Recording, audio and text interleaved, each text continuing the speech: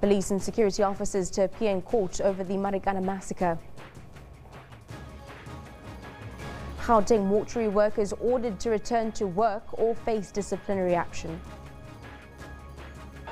It has no any reason to put us down. We are in process of building the team, and when you look at that, regretfully, we wanted to go through. Regretfully, that moment of brilliance was not on our side. But we need to pick the pieces to be strong and in Saturday to answer through the league. Orlando Pirates left to concentrate on the Premier League challenge as Cape Town City knocked them out of the Nedbank Cup in the round of 16. We're coming to you live from Johannesburg. This is Newsroom. Thank you very much for joining us. I'm Shantay Yankees. I'm not alone. Valen Kirtley is standing by with all your sporting updates. Very good morning to you, Valen. Very happy Thursday. You good?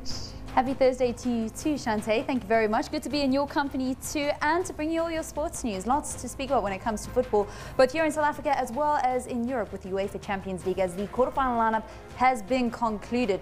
That and whether Kagiso Rabada will or will not play in that third test match between South Africa and Australia as he appeals to the ICC to overturn his two-match test ban. All that and more coming up in your sports update this morning.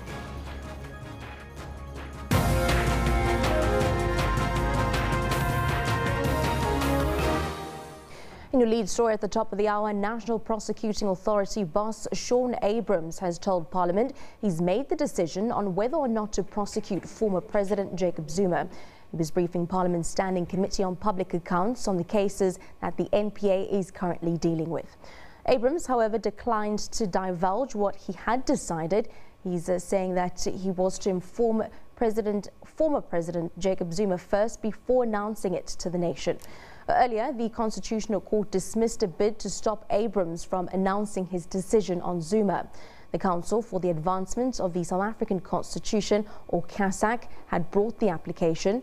They argued the matter should be postponed until the courts have ruled on whether Abrahams keeps his job or not. 9 people, including police and security officers, are expected to appear in the Rustenburg Magistrates Court in the northwest. This is in connection with the violence in August of 2012 at Marikana.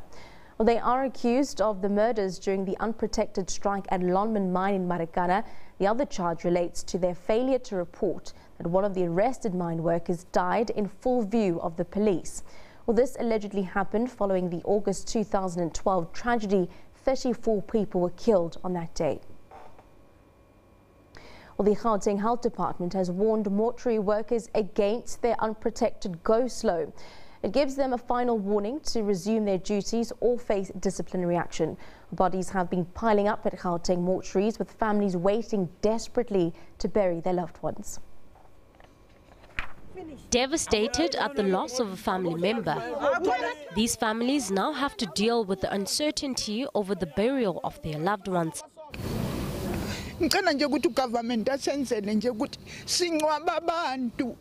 I'm pleading with the government to sort this out so we can bury our loved ones. We are not asking them to bury them for us. We just want their bodies to be released. Esther Mabusa, who lost her son over 2 weeks ago, was meant to say her final goodbyes this weekend.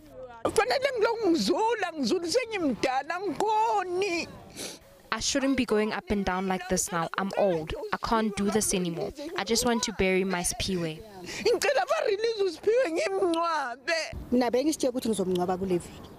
I thought I would bury him this week. There is still no progress. What now should we do as poor people? This has also impacted on the burial services.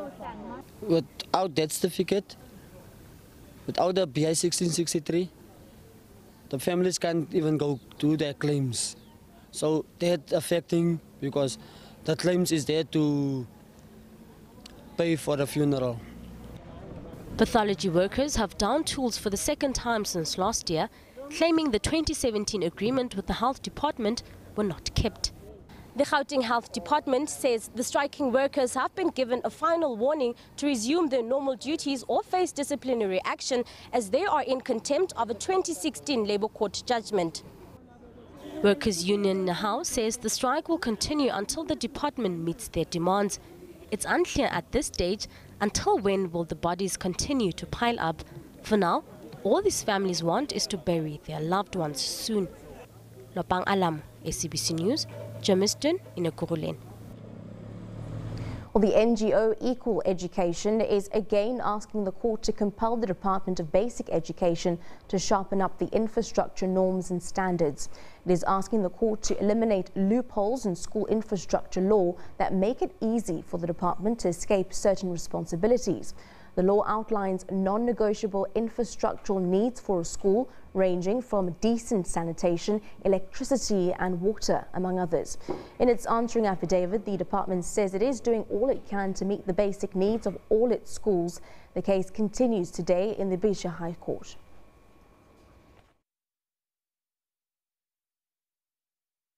Putting its message out there, Equal Education says the school's infrastructure law, signed in 2013, has loopholes it once closed. An apparent escape clause, which allows the department to circumvent certain responsibilities. Among those in court, the father of the late Michael Komape. He died after falling into a pit lavatory at his school in Limpopo in 2014. I'm here to give support to Equal Education because I don't want to see another child suffering the same fate as what my son died of. I want the minister to address these problems. My desk, my classroom are all right. Schools that were historically built by community members with mud, zincs, asbestos and woods. These are schools that are mostly affected, which by law they should not be. They are in violation of the law. Lawyers from both sides acknowledge that their clients have the same goal. The Education Department says despite the many challenges, work is being done. Work is happening, but at the same time there are those that are still in inappropriate structures who will say, yes, the change has taken place, but it has not reached us. But the message is that, yes, it will come to you because we are committed to making sure that each and every one of our learners are properly provided for. 7 years ago, 11 billion rands was set aside to eradicate more than 500 mud schools in the province by 2018. Currently, 183 mud schools have been rebuilt, while 50 are under construction. A further 47 projects are in the tender phase. The case is expected to wind up tomorrow. SABC News, Bisha. Well, Russia has again denied it was responsible for an alleged nerve agent attack in Salisbury in England that left former Russian agent Sergei Skripal and his daughter Yulia and a British police officer in a critical condition. The matter was brought to the UN Security Council in New York after British Prime Minister Theresa May announced they were expelling 23 Russian diplomats over the attack. Russia rejected a British 24-hour deadline to explain the attack before Britain initiated a series of actions against Moscow. The UK maintains its investigations show evidence that a military-grade nerve agent of the type developed in Russia was used in the Salisbury attack. London's envoy at the UN went as far as accusing Moscow of attempted murder. We therefore have no alternative but to conclude that the Russian state was responsible for the attempted murder of Mr. Skripal and his daughter and police officer Nick Bailey, and for threatening the lives of other British citizens in Salisbury. Mr. President, this was no common crime. It was an unlawful use of force, a violation of Article 2 of the United Nations Charter, the basis of the international legal order. The British envoy pointed to one of two explanations that were possible. Either this was a planned direct attack on the United Kingdom, or that Russia had lost control of a military-grade nerve agent which they developed. They believe Russia's initial lack of response to their demands for information pointed to their guilt. Russia's envoy was having none of it, accusing the UK of making irresponsible statements while calling for the Organization for the Prohibition of Chemical Weapons to get involved. We demand that material proof be provided of the allegedly found Russian trace in this high-resonance event. Without this stating that there is incontrovertible truth is not something that we can take into account. And up until now, we have not seen anything besides stating that this is highly likely. In such a situation, it would be legitimate to approach the Technical Secretariat of OPCW and ask them to carry out an independent laboratory analysis of the samples that the British authorities have.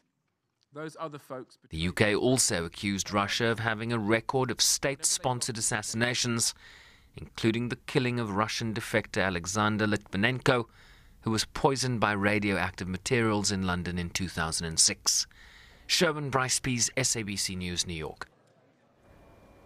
Well, family, friends and colleagues have gathered at the SABC Regional Centre in Limpopo to pay tribute to veteran journalist Alf Madiba, who passed away on Monday. He was hospitalized in November after a horrific car accident that occurred between Polokwane and Hammanskraal. More on this, we have SABC's Mike Ringa taking us through what's happening this morning.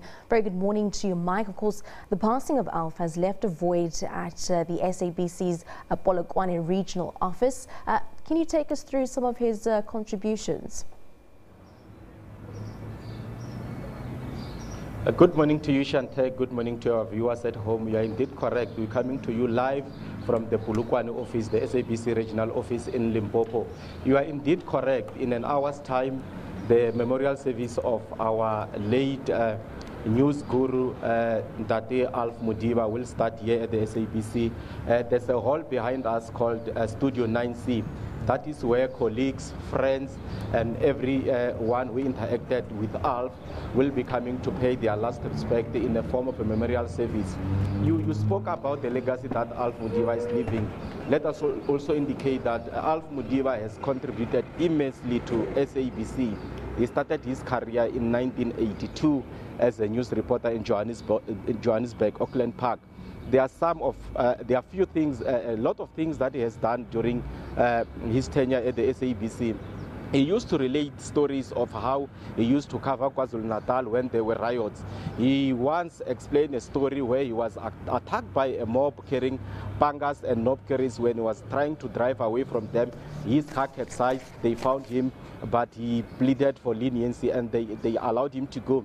We must also indicate that in the early 90s, Alf Madiba was among the journalists who were assigned to cover the then state president, Nelson Mandela. He would always tell you of stories where he was called in to go cover Mandela because President Mandela never had time. He never had time. If there was something, he needed it to be attended urgently.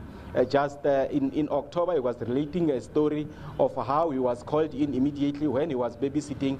Mandela was attending to a story in Mpumalanga, and they had to fly. He was babysitting. He had to fly to Mpumalanga with the newborn, with the baby in the plane together with the president, something that the president applauded.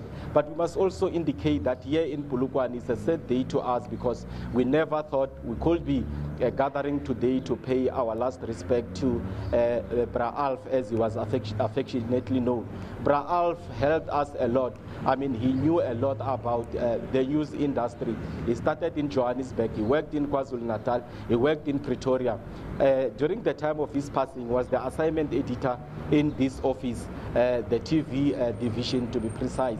So I must say, Chantel, that it's a great loss to us. It's a great loss to the journalism fraternity. We were still hoping to learn a lot from him, but unfortunately, death has taken us away from him, us. Now, Mike, how many years was he in service at the SABC, and can you share any special moment that you might have shared with Mr. Madiba? Yeah, Mr. Madiba has served SABC for about 36 years now. He was due to go on pension in the next 2 years. It's something that he was looking forward to, but he always encouraged us to work for the SABC. He would always encourage us to stay here because SABC is a good company to work for. SABC is a good organization that will train you and give you a platform that you will not get anywhere. So you'll understand his immense contribution from the time when he was in KwaZulu-Natal, the time when he was in Pretoria, Joburg, and he has been here for about 12 years and as an assignment assignment editor. So he has left a very big void because he was the only TV assignment editor at the present. So his departure has left us in tatters, in that we had to juggle around and see if and try to act on his position when he was in hospital. He met his accident in the 4th of November, and since then we're hoping that he will come back to steer his ship again. But unfortunately, Mr. Madiba couldn't come back to be with us. Chantel. Are there any details that you can give us around the funeral arrangements? Yes, Mr. Madiba will be laid to rest at his home village of Liabalangwe. It's outside Pretoria towards Tenkwater and Swartem, about 5 kilometers from Swartem. His funeral service is planned to start at 7 o'clock. But today here at the memorial service, we're expecting his family. They are already on their way to come and also pay the last respect, to be with us, because it's a family that we never got to see, because Mr. Madiba was working in Polokwane, but he was from Pretoria. I can also confirm that the MEC for Education, Ishmael Khachepe, will be among the guests who will be here, and SABC management and people in general, government communicators who interacted with Mr. Madiba in the past. So that is the information that we have so far, and for any other thing, we'll update you, Chantel. Thank you very much, Mike Maringa, for SABC News in Polokwane on the death of veteran journalist at SABC in Polokwane, Alf Madiba. Let's move on our question of the day. In light of what has been happening on trains in the recent months, the experiences as well as the accidents, we're asking you today, what are your experiences of commuting by train? You can send us your comments on at SABC Newsroom. We'll have a look at some of the tweets after the break.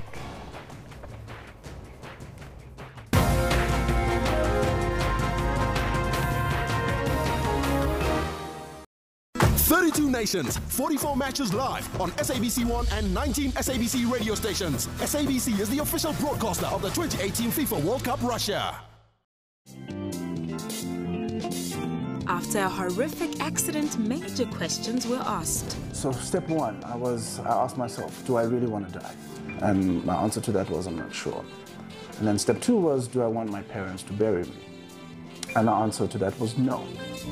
Learning kept his brain in full action on how the brain works. When I was in hospital, right, as I was saying, to catch up with my peers, I started to become obsessed with memory techniques and how the brain works and how we retain information. Touching lives is his continuous mission. I now work for a non-profit where we deal with access issues regarding kids with disabilities and persons with disability. We're busy working on beach access. Being wheelchair-bound did not stop fun in his life. I party in a wheelchair, I laugh in a wheelchair, I smile in a wheelchair. For all your uplifting stories, catch Bupilong every Friday.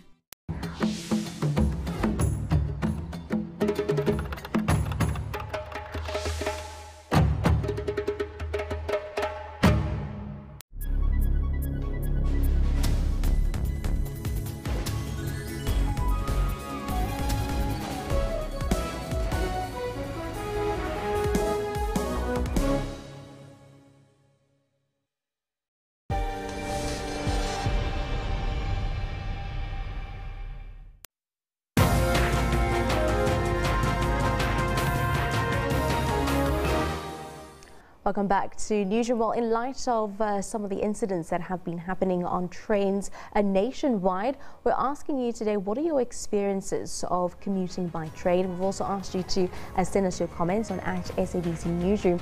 Let's have a look at some of the comments that have already come through this morning on our question of the day on Twitter, of course. Let's have a look at some of those tweets coming in. Well, of course, we do know that this is in light of some of the incidents that have happened. Also, doing the rounds on social media, that horrific incident that happened with the female train driver being attacked. This one coming in from Konzo. Prada is to, or rather, I think that should say Prasa. It's too bad because they treat communities in a bad manner, which leads to vandalism. The people who work at Prasa should be very, very careful. This one coming in from Mox Tina. Sometimes the train stops at the middle of the rail where there is no station, and some random guys will jump in the train. Some of them, they are armed with or they are armed criminals, and robbery would be in progress. This one coming in on Twitter from Black_people. Well, during the morning and evening time, it's really bad because trains are full. You even walk through the train coach. Sometimes trains not coming, and you end up fighting with your employer for being late at work. That one's from Black People Advocate on Twitter. Let's have a look at your poll question of the day. Of course, it is one of our top stories. Do you think that Shaun Abrahams will decide to prosecute former President Jacob Zuma? Just over 470 votes coming in. 56% of you are saying yes, 44% are saying no. Let's have a look at some of those reasons why, or your thoughts behind that. Introvert on Twitter says he better.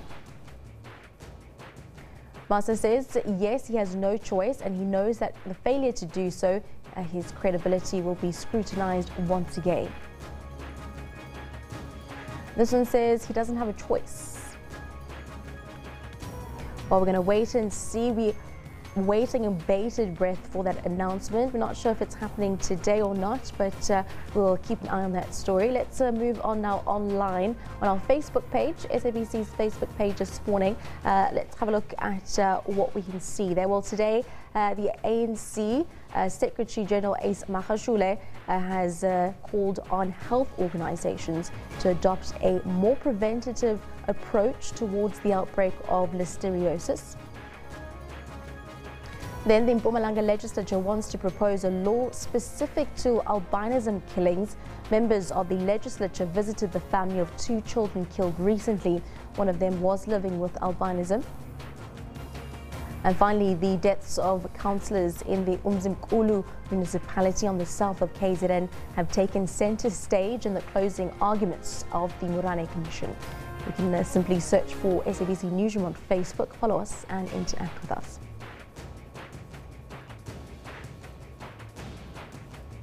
Meanwhile, the SABC News correspondent Sharon Bryce-Peace spoke to the chair of the National Council of Provinces, Thandi Modise, on the need for members of legislatures to scrutinise departmental budgets in order to ensure that adequate amounts are earmarked towards gender equality and empowerment.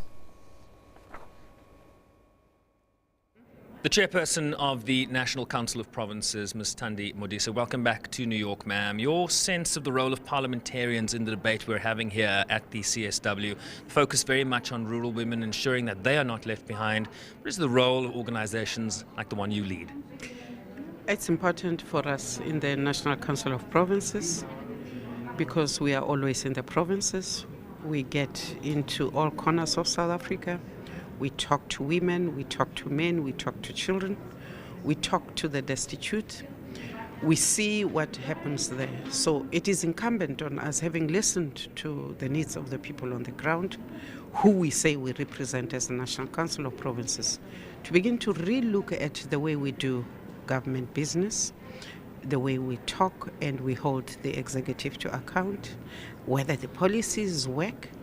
And sometimes as they even table them, you can tell there is a weakness. And therefore, parliaments should start working towards where we can say, this is not going to work, change it here. This is going to work because I am a rural woman, this is my experience. This is going to work because I know my colleagues in country X have been doing this, and it has proven to be working. So our role is not just to listen to the executive. Our role must also be to educate the public out there to say, these are your options. But our role is also to listen. They tell us their concerns. Sometimes they guide us into their areas. And therefore, we need to bring all the information together and say, what is the best option here? How do we represent these people? How do we fight for these people? Where do we go to when we are not winning as parliament? And it should be right back to the people to explain ourselves, to explain what we have done. So parliament must be dynamic because it must be able to carry the messages both ways, the good and the bad.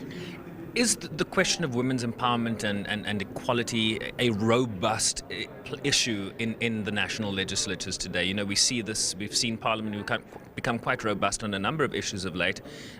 Do you feel that this issue is getting the attention it warrants? I think at a particular point, for instance, we were coming along very well in South Africa. We even started during Prex Govender's time. We started toying with the idea of the women's budget. We are now again going back to that discussion where we say, is it not time that we actually force each ministry, each department, each committee of parliament to be on their toes, to say, you are saying this, but exactly how much of what you are putting in front of us goes towards the education of women and girls, goes towards the empowerment socially, economically, and politically, by the way, of women and girls, especially those who are in the rural areas. And if we begin to do that, then gender mainstreaming really becomes real, because otherwise, if you are not going to match your words with the finances that are supposed to empower and to improve, we will be where we are as South Africa. Good policies on paper, nothing that actually gets practicalized.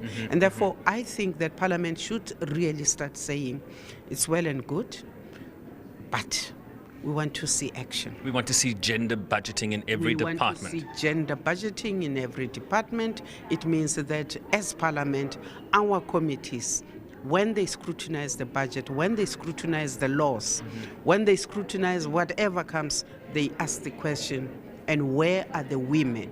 How much are you putting aside? You have expended this. Can you show us whether it was for real or whether the money was spent? And that, I think, will begin to say to South African women and women in Africa, we take you seriously, we hear you. It can't be that the world still says 63% is rural, it is female, it is poor. It means of the world. So we need to do something about that as South Africa. So Madam Chair, are you saying that you're going to become an enforcer-in-chief? Well, for my sins within the ANC NEC subcommittee, I now chair gender and equity. Okay. And for me, it says that at the NGO called the ANC, I have a responsibility to begin to practice what I'm saying right now. Chief, what are you doing about women? What are you doing about the rural areas? And the rural areas are not just about agriculture.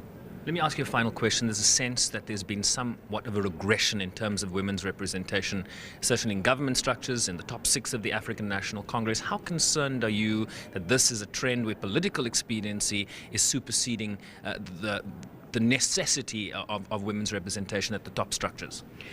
I think there has been a regression, and it is regrettable. I think that it is time that women, not only in the ANC, but women in South Africa, reorganize themselves. I think it is time that we go back to the basics. If you had 3 women in South Africa putting their hands up for the presidency of the ANC, why have you not made sure that the 3 candidates who are not going to make it as president at least feature in the top 6? So for me, it's an indictment of factional, but also a comfort zone for some of us as women who think we have made it, forgetting that, in fact, for a number of things to happen, true emancipation of women, you need women to be pushing it. For real young women to open up all their dreams and realize them, you need women pushing those buttons for them. You need policies which are gender specific, which are women specific, which are specifically funded to ensure that those things happen. So I think that even as civil society, women are beginning to realize that it is time we smell the coffee, it is time we get back together, it is time we revive our old structures and thicken our voice as South African women. Madam Chair, more power to you, and thank you so much for your time today. Thank you, always a pleasure. Thandi Modise is, of course, the chairperson of South Africa's National Council of Provinces, speaking to us here in New York on the sidelines of the Commission on the Status of Women.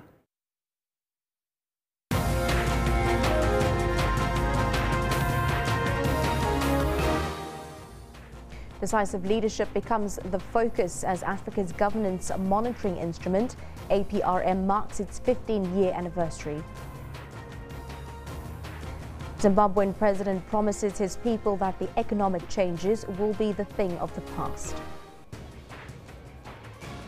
Russian opposition calls for a boycott of the Sunday presidential elections.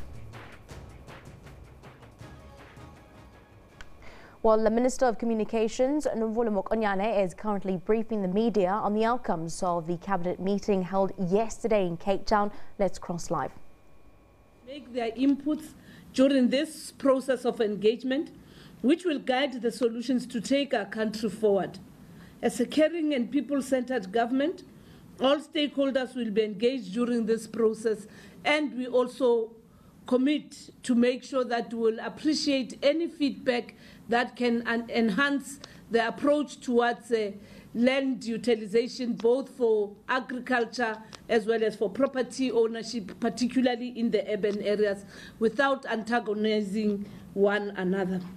Cabinet further urges communities to desist from illegal land invasions. We are a law-abiding and peace-loving country with adequate mechanisms of dealing with issues, including the land issue. South Africa remains open for business and investments in agriculture and farming. It is in South Africa's interest to have commercial farmers, and this process can ensure we have even greater numbers of successful commercial farmers, but also transformed property ownership patterns. The Nofingana Communities Double Drift Wildlife Economy Project. Cabinet welcomes the launch of the Nofingana Communities Double Drift Wildlife Economy Project. At Double Drift Nature Reserve in the Eastern Cape, this project was launched by Minister of Environmental Affairs, Minister Edna Molewa. This included the handing over of the title deed to the Listeriosis Communal Property Association on behalf of the Minister of Rural Development and Land Reform, Ms. Maite Nkwana Mashaban. The Double Drift community were dispossessed of their residential and grazing rights by the 1913 Land Act. In 1994, this community lodged a land claim which was settled in 2012, resulting in Listeriosis Communal Property Association being established. The Listeriosis CPA consists of 1,500 Double Drift community members and has received 6 million rands from the Department of Environmental Affairs to develop a wildlife economic business venture in the farm Nodes Hook. The transaction was processed through the Department of Rural Development and Land Reform. On the VBS Mutual Bank, Cabinet has noted the South African Reserve Bank's announcement with regard to the VBS Mutual Bank. The appointed curatorship is expected to give support to the VBS Mutual Bank and assist in restoring its liquidity challenges, and so as to serve the interests of the public and, in particular, VBS depositors.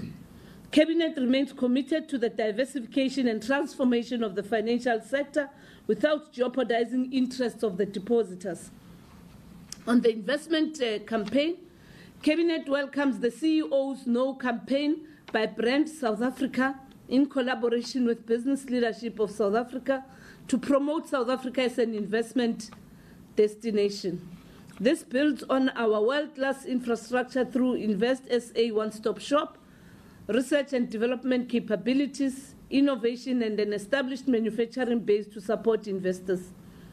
New growth areas have also been opened in the oceans economy, renewable energy, the green economy, and shale gas exploration.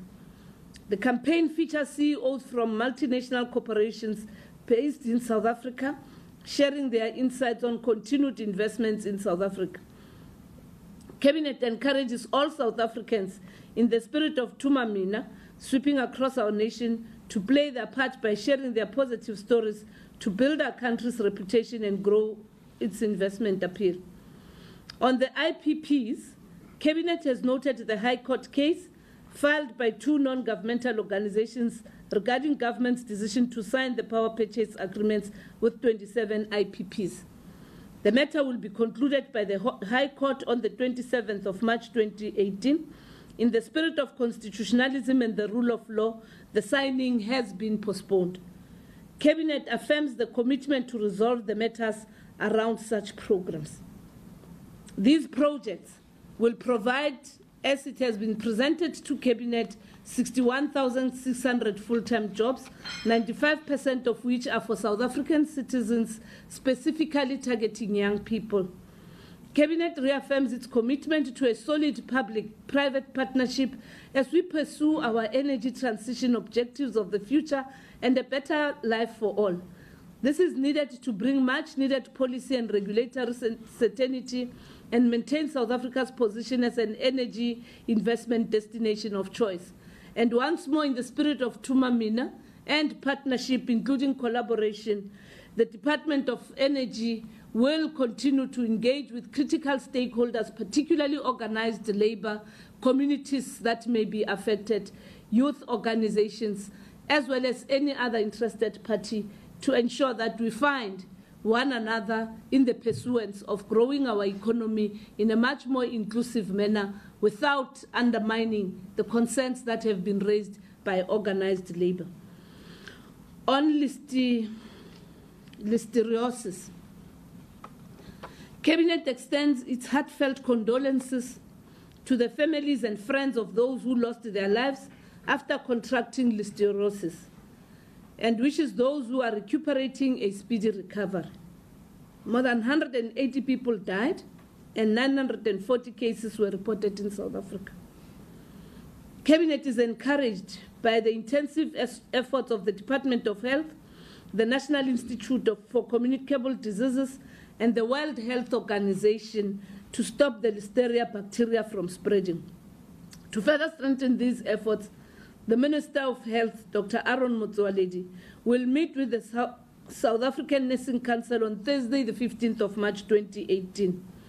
Cabinet acknowledges that the positive progress made in identifying and isolating the source of the deadly listeriosis outbreak and subsequent recall of food products from 3 enterprise and rainbow meat processing plants where the bacteria was found was a defining moment to stop the outbreak.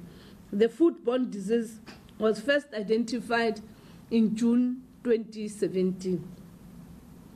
Listeriosis is a serious and preventable illness that can be treated successfully with antibiotics. Those most at risk are pregnant mothers, very young infants, elderly persons, and people with a weakened immune system. People who show symptoms of fever, muscle aches, nausea, or diarrhea should visit their medical practitioner or local clinic immediately. Cabinet is optimistic that South Africa will defeat the current outbreak and urges all people to observe the 5 food safety rules during this time. Wash hands with soap and water before handling food and after using of a bathroom. Cook food thoroughly and do not eat half-cooked food, as the Listeria bacteria will die when food is well cooked. Do not handle raw and cooked food together. Keep food at appropriate temperatures and make sure that all milk products are pasteurized or at least parboiled, and wash non-cooked food with clean running water before ingestion or at least with pre-boiled water. Those with any uncertainty related to listeriosis may contact the National Institute for Communicable Diseases on 011-386-6400, 011-386-6400. On the SASA matter related to social grants, Cabinet was briefed on the state of readiness by the South African Social Security Agency to provide the hybrid model in the distribution of social grants to beneficiaries on the 1st of April 2018. This is in line with the Constitutional Court judgment that ordered the extension of the current contract with the Cash Pay Master Services up until the 31st of March 2018. Cabinet reiterates its commitment to government social assistance program, which is at the heart of our poverty alleviation initiatives and central to restoring the dignity of our people. Cabinet is satisfied that the beneficiaries of social grants will be paid from the 1st of April 2018 without any glitches. The current SASA cards remain valid until December 2018. The process of changing the beneficiary cards will be done in a seamless manner that will not disrupt the payment of grants. All beneficiaries who receive their grants through their respective pay points, which includes commercial banks, the South African Post Office, and other retailers would also be assisted. Cabinet calls on those who do not have bank accounts to visit their nearest post office branches to open their accounts. Cabinet has instructed the SASSA, together with GCIS, to do everything possible to inform all the beneficiaries of any possible changes that may take place in the process of transition from CPS to the new hybrid model. Cabinet remains committed to ensuring government adheres to the Concord judgment. SASSA offices will be open and ready to process the new applicants. Cabinet urges all members of the public, especially beneficiaries and their families, to contact SASSA on 0800 601011 or visit the nearest SASSA office for more information. On voter registration, Cabinet joins the Independent Electoral Commission and President Ramaphosa in thanking all South Africans who heeded the call to register to vote or to update their address details in the past weekend's voter registration drive. Excuse me. This is a milestone that we all have actually been striving for in preparation for the 6th national and provincial elections expected to take place in 2019. A total of 2.8 million citizens visited voting stations over the past weekend. Of the 2.8 million plus voters who visited their voting stations, just over 1.3 million re-registered in their current voting districts. More than 800,000 changed their registration to a new voting district. Almost 500,000 were votes registering for the first time. And of the new voter registrations, 82% were under the age of 30 and approximately 52% were women. The province of Gauteng saw the most new registrations of 23.7%, followed by KwaZulu-Natal with 18.8% and Limpopo with 17%. The Eastern Cape had the highest level of registration at 87%, followed by the Free State at just over 82%, and KwaZulu-Natal, Limpopo, and Northern Cape at 79%. Gauteng's overall registration is at 67.3%. The IEC reported that the voters' roll now stands at 26.2 million voters, which roughly equates to 75% of the eligible voting population based on Statistics South Africa voting age population estimates. About 300,000 citizens who visited voting stations are among the almost 2.8 million voters for whom the IEC did not have an address going into the weekend. An up-to-date and accurate voters' roll affirms the credibility of the voters' roll and strengthens our democracy by ensuring free, fair, and credible elections. Cabinet calls on all South Africans who were not able to visit their local voting stations over the past weekend to visit their local IEC office or their municipalities to verify and complete their addresses. Alternatively, use the IEC's online facilities and the app that remains available 24 hours a day for registered voters to check and update their address details. Cabinet joins the Minister of Sport and Recreation, Minister Thoko Xhasa, in denouncing the barbaric act of violence against a young triathlete, Mhlengi Gwala, who was attacked with a chainsaw while cycling in KwaZulu-Natal. Cabinet wishes the athlete a speedy recovery and extends a warm thank you to the medical team of St. Augustine Hospital who are caring for him. Crime has no place in our society, and Cabinet calls on communities to work together with law enforcement agencies to bring the criminals to book. Under the leadership of Cooperative Governance and Traditional Affairs Minister Zweli Mkhize, government has declared a national state of disaster to deal with the country's drought and water crisis. Cabinet extends its appreciation to those in South Africa who continue to save water, and the relentless efforts made by the Interministerial Committee on Drought, together with stakeholders in all spheres of government and society, in dealing with the persistent drought conditions that have hit several parts of our country.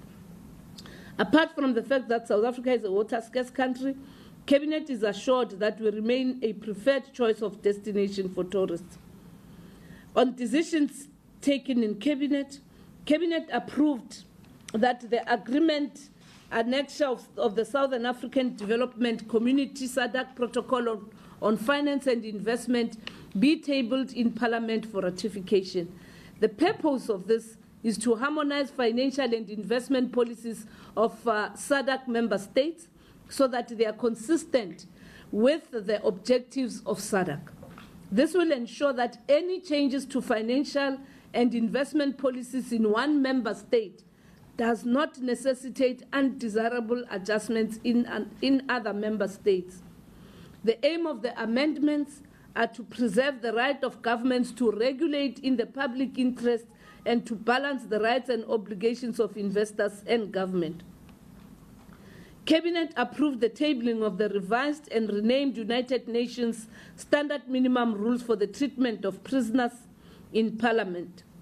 The renaming of the Standard Minimum Rules to Nelson Mandela Rules honors the legacy of former president who spent 27 years in prison. There's also been a worldwide extension of the Nelson Mandela International Day scope observed by the UN member states on 18 July to promote humane conditions of imprisonment, raise awareness about prisoners being a part of society, and value the work of prison staff as a social service. The rules will assist South Africa to speed up transformation towards a people's developmental correctional system that is consistent with various international principles and guidelines. On the bills that were presented in Cabinet, Cabinet approved submission of the Prevention and Combating of Hate Crimes and Hate Speech Bill of 2018 in Parliament. This bill aims to create the offences of hate crimes and hate speech and to put in place measures to prevent and combat these offences. It intends to address violence against persons on the basis of prejudice. It will also give effect to South Africa's obligations in terms of international human rights instruments. Cabinet approved for the Ikamva National E-Skills Institute Bill 2018 to be submitted to Parliament.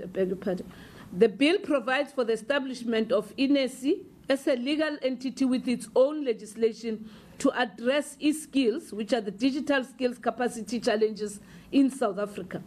Capacity development of e-skills is seen as of the priority areas of government in building an inclusive economy and to establish a capable and a developmental state. This institute will act as a national catalytic collaborator as well as a change agent for the development of digital skills and organizational capacity in South Africa. Cabinet approved the introduction of the Hydrographic Bill of 2018 in Parliament. The bill seeks to recognize and grant legislative status to the Office of the Hydrographer, which has been in existence in the Department of Defense since the inception of hydrographic services in South Africa. This is actually located in the South African Navy. It will enable the hydrographer of the South African Navy to be recognized as the national hydrographer. It will ensure that the provision of hydrographic services is formalized and enacted into law. This is in line with the International Maritime Organization and the International Convention for the Safety of Life at Sea, which is an international maritime treaty that sets minimum safety standards in the construction, equipment, and operation of merchant ships. On the upcoming events, the 2018 National Human Rights Month commemorations will be held under the theme, The Year of Nelson Rolihlahla Mandela, promoting, and deepening a human rights culture across society. The national event will take place on the 21st of March 2018 at George Tabe Cricket Pitch in Sharpeville, Vereeniging in Gauteng. Cabinet urges all sectors to pay homage to this National Day, which celebrates South Africa's human rights tradition and honors people such as Madiba, who paid the ultimate price, as well as those selfless South Africans who were massacred in Sharpeville and other parts of South Africa, sacrificing for the achievement of the liberation and freedom that we enjoy. The National Imbizo Focus Week will take place from the 9th to the 15th of April under the theme Together We Move South Africa Forward. This year, the Mandela Centenary celebrations forms a big part of the Focus Week under the sub-theme Be the Legacy. The executive will be engaging with communities in various parts of the country. The respective programs of ministers will be communicated in due course through the diary of events of the cabinet. On youth employment, President Cyril Ramaphosa is expected to launch the pilot of the Youth Employment Services Initiative at the River Sands Hub in Diepsloot on the 27th of March 2018.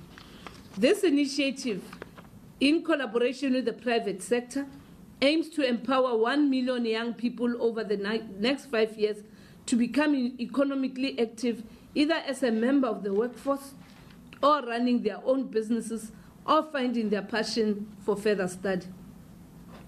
President Cyril Ramaphosa will undertake working visits to the Republic of Mozambique and the Republic of Zimbabwe, respectively, on Saturday, the 17th March 2018. The visits will mainly focus on strengthening bilateral relations with the above-mentioned countries. The President will also exchange views on peace and security matters in the region and the continent, and further deliberate on global issues of mutual interest. Cabinet congratulates Ntsiki Biyela, South Africa's first black woman winemaker who launched her own brand.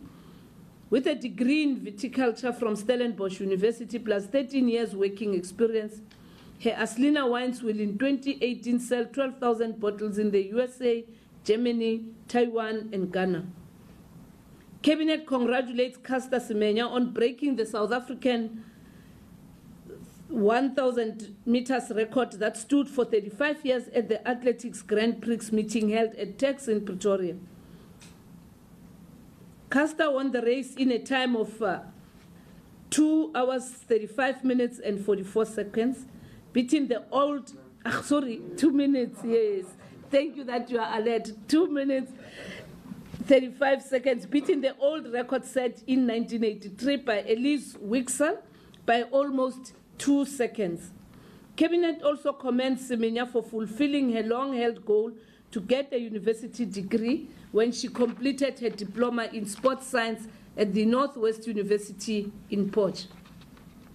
Cabinet expresses our sincere condolences to the friends and families of Honourable Member of Parliament, Comrade Loliwa Fezeka, who was killed in a car crash in the Eastern Cape last week as she was busy doing her constituency work. Cabinet also sends condolences to the loved ones of South Africa's ambassador to Sweden, Ms. Faith Radebe, who passed on Tuesday, the 13th March 2018. She was previously the Inspector General of Intelligence in South Africa. All appointments are subject to the verification of qualifications and relevant clearance. The first appointment is that of Dr. Philemon Mjwaga as Director General of the Department of Science and Technology for an extended contract period of 3 years, commencing on the 1st of April 2018. Second one is that of Ms. Memme Sijosingwi as Secretary General at the Office of the Chief Justice for an extended contract period of 3 years, effective from the 1st of April 2018.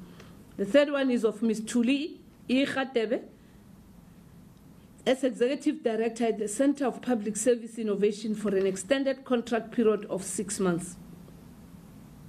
The fourth one is of Mr. Tilivali Archibald Ramawa as the Chief Financial Officer of the National Electronic Media Institute of South Africa. And the fifth one is that of the Board of Centec, Mr. Makhatumilo, the reappointment as a non-executive director, Mr. Lumkom Tinde, and Dr. Sandile Malinga, as well as Ms. Elizabeth Malaka. On the board of broadband in Frako, Mr. Mandla Ngobo, his reappointment as a non-executive director and the chairperson, Ms. Noktula Silamulela, her reappointment as a non-executive director, Mr. Gift Mpefu, a non-executive director, Ms. Zandile Matilda Kabini, a non-executive director, and lastly, Ms. Jennifer Schreiner, a non-executive director. On the board of SAPO, Mr. Comfort Ngidi, his reappointment as chairperson, Ms. Nomatlubi Simamane, reappointment as deputy chair, Advocate Juliana Khalitlani Rasitaba as non-executive director, and Dr. Charles Nwaila, non-executive director. That brings us to the end of the cabinet briefing. Thank you. Thank you very much, Minister. Can we take questions? I think I'll start with Cape Town this time. Linda, Paul, Lindsay, Tabo, in that order. Thank you. Good morning, Mr. Linda, editor of Business Day. There were reports in Business Day this morning that Cabinet had discussed the position of the Commissioner of SARS, Tom Mayani, and his removal, and his replacement was an interim commissioner. You could comment please on that. And also, I understand that Minister Kagende has resent the RRP back to Cabinet for reprocessing. If you could perhaps comment on the reasons for that and what is being reconsidered. And just thirdly, on the processing by Cabinet of the liquor bill, what is your view on the complete ban of all alcohol advertising that is proposed by the Department of Health and its effect on the media sector as Minister of Communications? Thank you. Paul? I've largely covered, Paul Vecchiarch from Bloomberg, largely covered. Just has Cabinet been notified or informed on any changes in the SARS top leadership? Thank you. Okay, I think yes, please.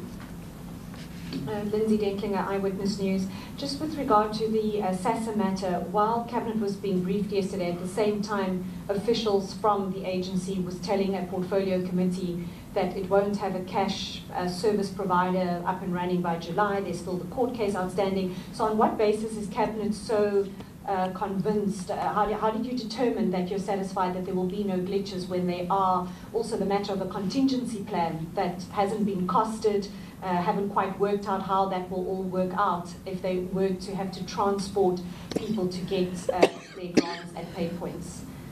If you could just elaborate how Cabinet comes to its conclusion that it's satisfied given that there are all these outstanding issues that still have to be clarified. Thank you. Tabo, you're the last.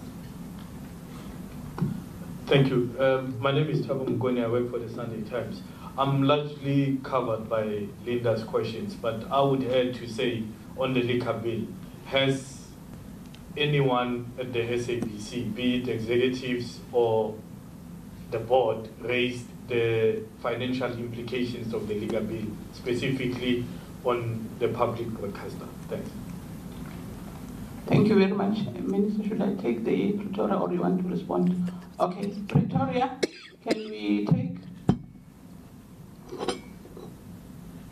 We don't have questions at the moment. Thank you.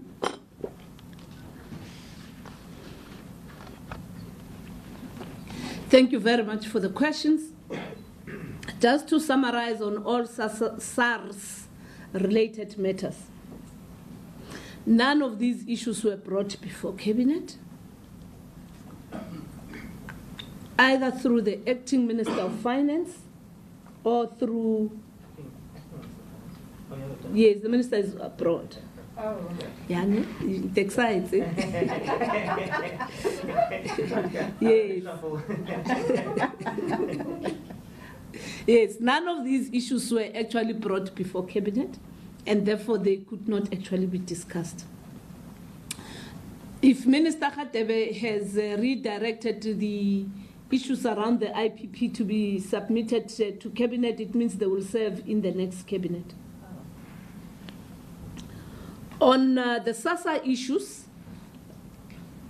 the Interministerial Committee has been hard at work trying to deal with these issues. Initially, the indication was that those that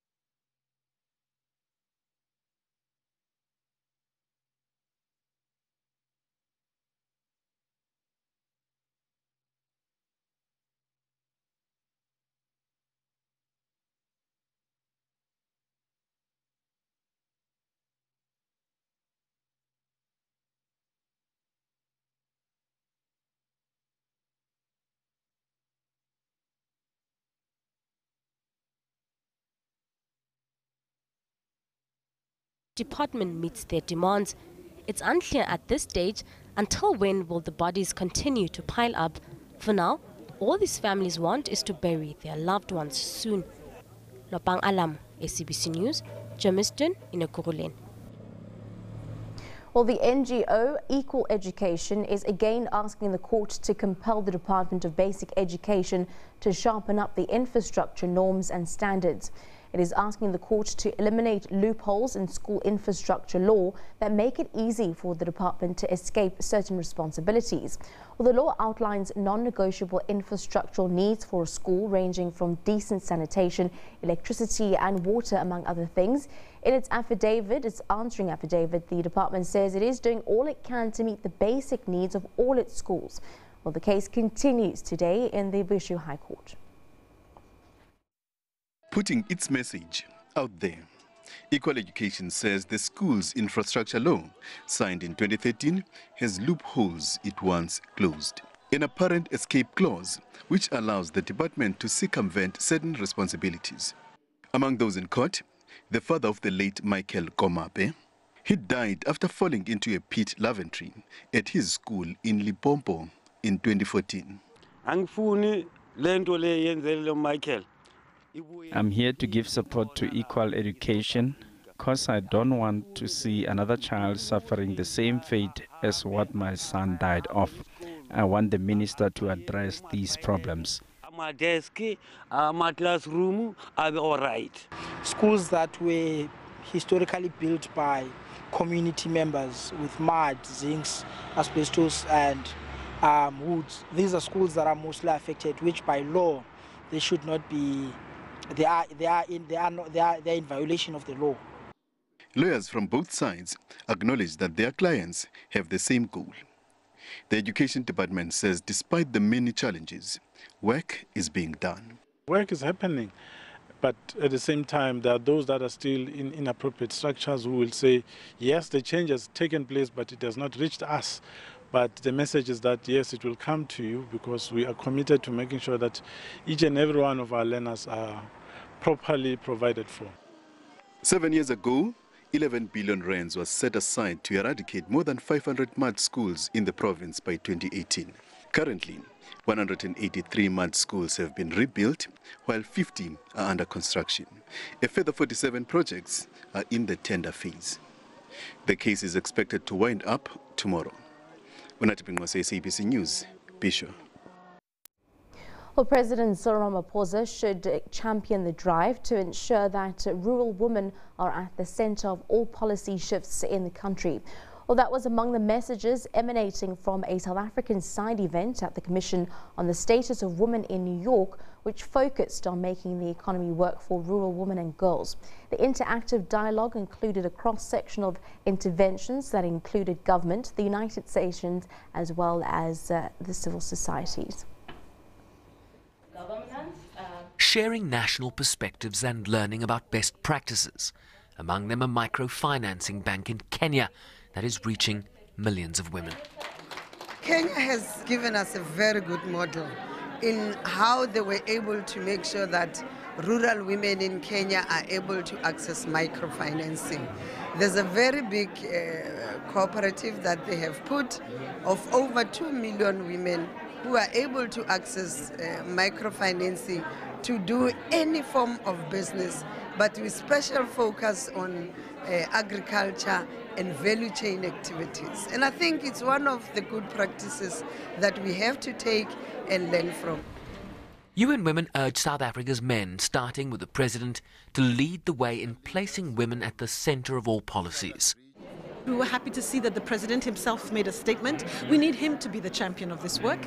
We need men, wherever they are, to be the champions of this work. So again, we're calling the Minister of Finance. We want to make sure that the minister in the Department of Performance and Monitoring is really steering this work, as well as the Minister for Women.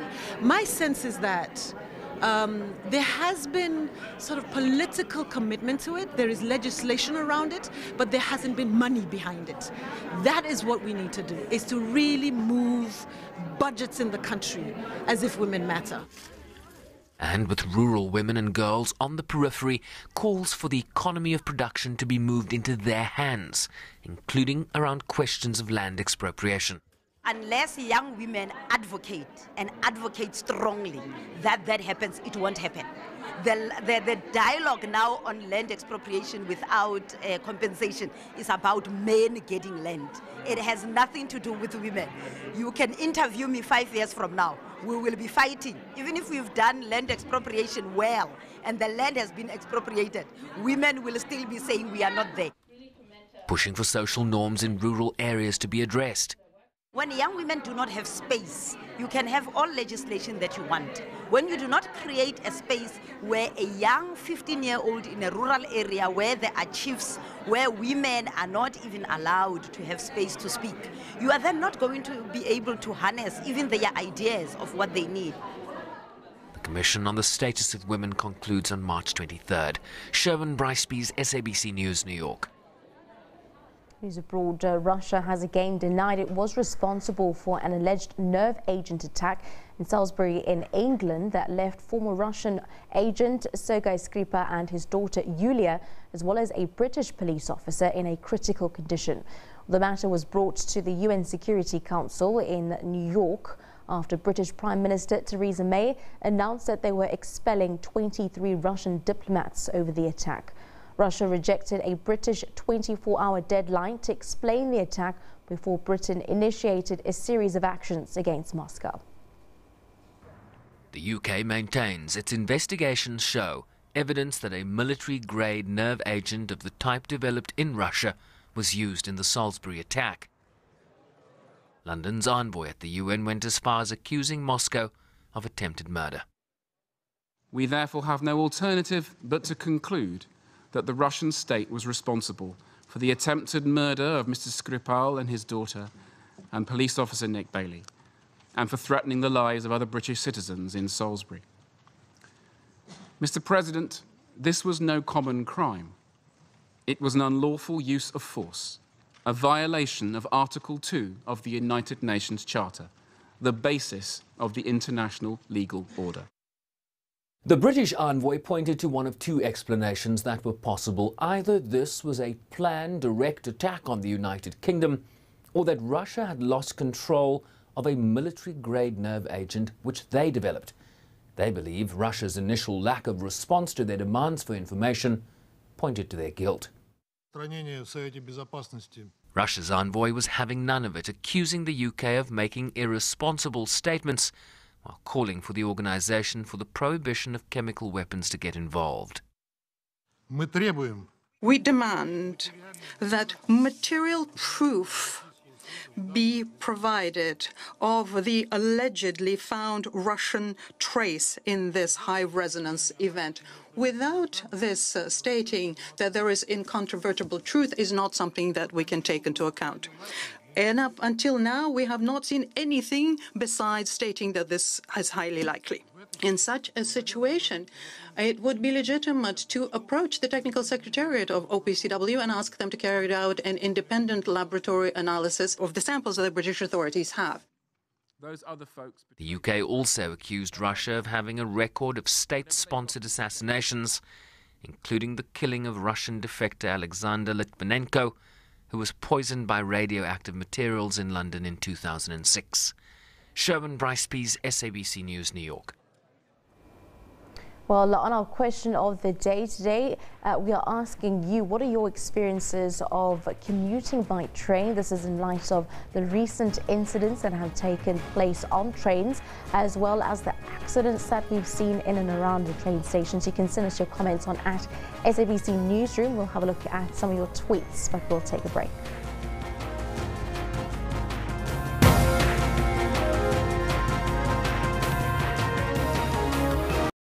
32 nations, 44 matches live on SABC1 and 19 SABC radio stations. SABC is the official broadcaster of the 2018 FIFA World Cup Russia. Over 5% of the world's population, or 360 million people, has disabling hearing loss. Sometimes babies are born that can't hear. And especially during the pregnancy, where there's some infections that mom could pick up that can actually transmit that damage to the ear, and those children can be born deaf. I don't look at myself as a disabled person. I looked at myself as Bruno, not with a disability. I don't have barriers. I use South African Sign Language because I have a language. And unfortunately, we need to talk to the teenagers and the young people out there. I know it's now fine to go to the concerts and listen to that loud music, but you're actually damaging those little hair cells all the time. And you're not going to pay the price now. You're going to pay the price when you turn 45, 50. And then all of a sudden, we're going to see the damage done. For all your health news, join Health Talk every Saturday from 9 to 10.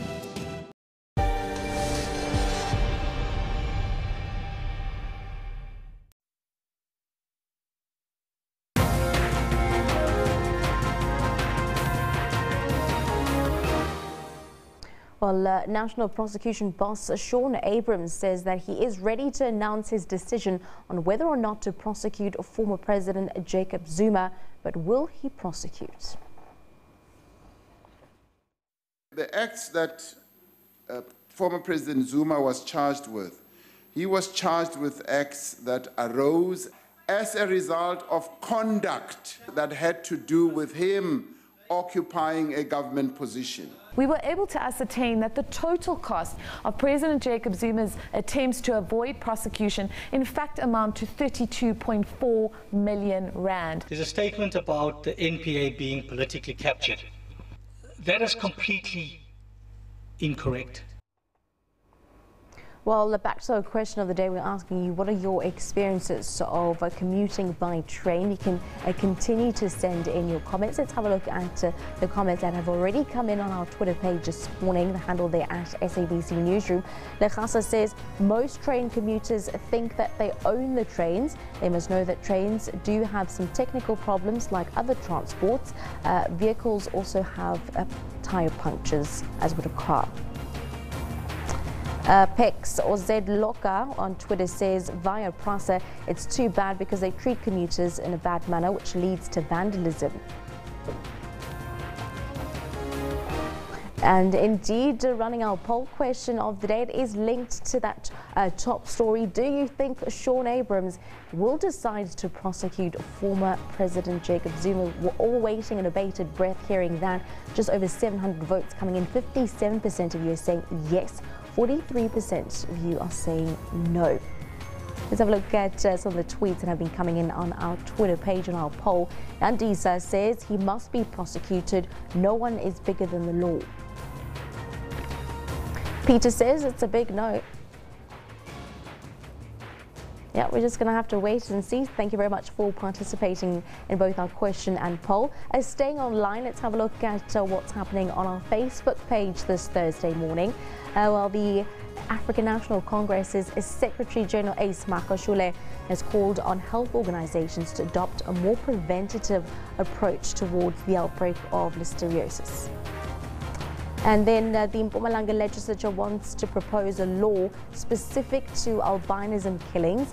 Members of the legislature visited the family of 2 children killed recently, one of them living with the albinism. And then also, finally, in the KZN, the deaths of councillors in Mzimkulu municipality on the south of KZN have taken centre stage in the closing arguments of the Morane Commission. And simply search for SABC Newsroom on Facebook, follow us and interact with us. Let's have a look at what we can expect coming up after the break. The decisive leadership becomes the focus as Africa's governance monitoring instrument, APRM, marks its 15-year anniversary.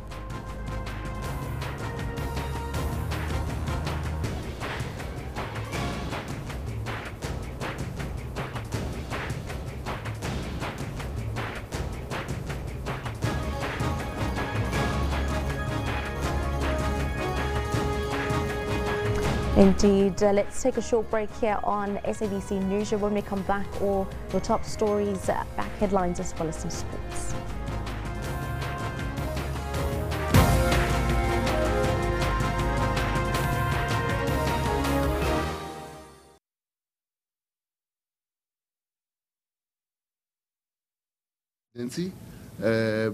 SABC is the official broadcaster of the 2018 FIFA World Cup Russia.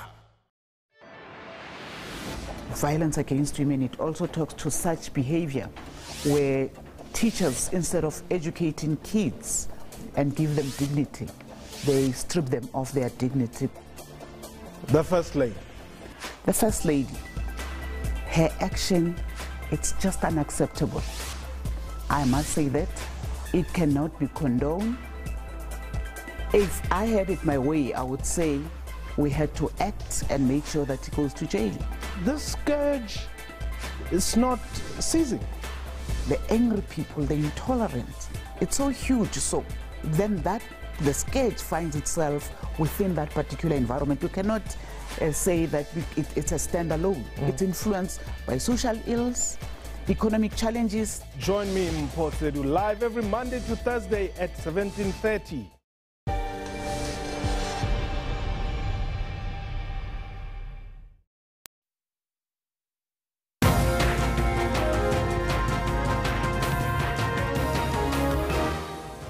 Decisive leadership becomes the focus as Africa's governance monitoring instrument, APRM, marks its 15-year anniversary.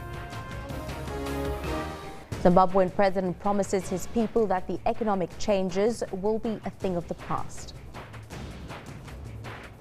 Well, Russian opposition calls for a boycott of the Sunday presidential election. Leading at the half hour with some African news, Africa's governance monitoring instrument, the African Peer Review Mechanism, will mark its 15th anniversary today with a mixed bag of fortunes. Well, the organization, although a voluntary one, has just 37 member countries out of a possible 55 and has only received 22 countries during its 15-year period.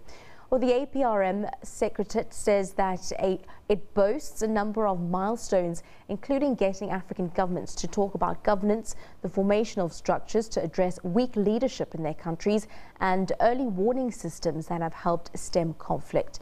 Well, Sarah Kimani takes a look at APRM in its 15 years. The APRM is a 2003 brainchild of former South African President Thabo Mbeki and his Nigerian counterpart Olusegun Obasanjo. The idea was for African leaders to evaluate each other's governance records and correct each other. Membership to the organization is voluntary, but it has admittedly been slow. For some time now, the APRM didn't have enough resources to pursue its agenda, its mandate. Secondly, there is always a difficulty in coming to terms with the effect of a public scrutiny. Well, 21 out of the 37 member states that have acceded to APRM have been evaluated. The implementation of the recommendations has been slow, according to governance experts. I think that is a problem. I think the APRM structures make a lot of recommendations, but if you do an analysis of what percentage of those recommendations actually make it into the program of action, many of them fall out, so they're dismissed. But then the second problem is that the programs of action are quite ambitious, sometimes quite vague. We heard them being discussed and described as wish lists. And they know that we don't go there as agents of a foreign government or dangling a lot of money in front of their eyes and telling them, you do this, we are going to give you, you don't do that, we are going to deny you. No. This is a consultative mechanism in which we identify the problems and help them how to address them. And also we identify the good practices from the different countries. And we say, look, these are the challenges you are facing in your country, they have been faced by other countries too. But this is how they dealt with it. Yet, with political will, the APRM can help solve not just governance issues in Africa, but other interlocking challenges like poverty and exclusion. I still believe in it. I still think that it has a lot of potential. It's quite unique in the world.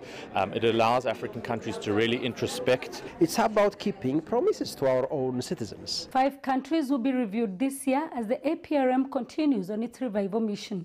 Even with the campaign for universal accession, there seems to be a consensus that APRM should maintain its voluntary nature. The push, they agree, should be on political will to be reviewed and to implement the recommendations. Sarah Kimani, SABC News, Kigali, Rwanda. Well, with Zimbabwe experiencing serious economic challenges, President Mnangagwa has promised to turn the situation around. He's pledged to his government's commitment towards establishing a thriving economy and an e-society, which is regarded as a fast-growing sector. One of the ways to address economic challenges using the ICT sector. ICTs and innovation are a major driver to development. New ICTs overcome the barriers of distance and time and significantly improve the accessibility of information and knowledge. ICTs have changed the way people communicate, the way people learn, and the way people conduct business. And as the world fast transforms itself into a digital and mobile era, experts warn of the greater threats facing the world. Mobile devices today is becoming your greatest cyber vulnerability. It is predicted that this year alone will see almost 30% of corporate data flowing directly from the mobile device to the cloud, essentially bypassing enterprise security controls completely. And as cyber criminals continue to invent ways of exploiting public innocence, there is an urgent need for continued investment in public awareness and training. Security leaders and security professionals need to be on a continuous self-improvement journey and periodically take stock of their own skills and knowledge gaps, because there's not one fit solution for everything. Cyber criminals are also taking advantage of enterprises' digital transformational efforts by exploiting user trust. But Zimbabwean authorities say the benefits of transformation outweigh the risks posed, and they will forge ahead.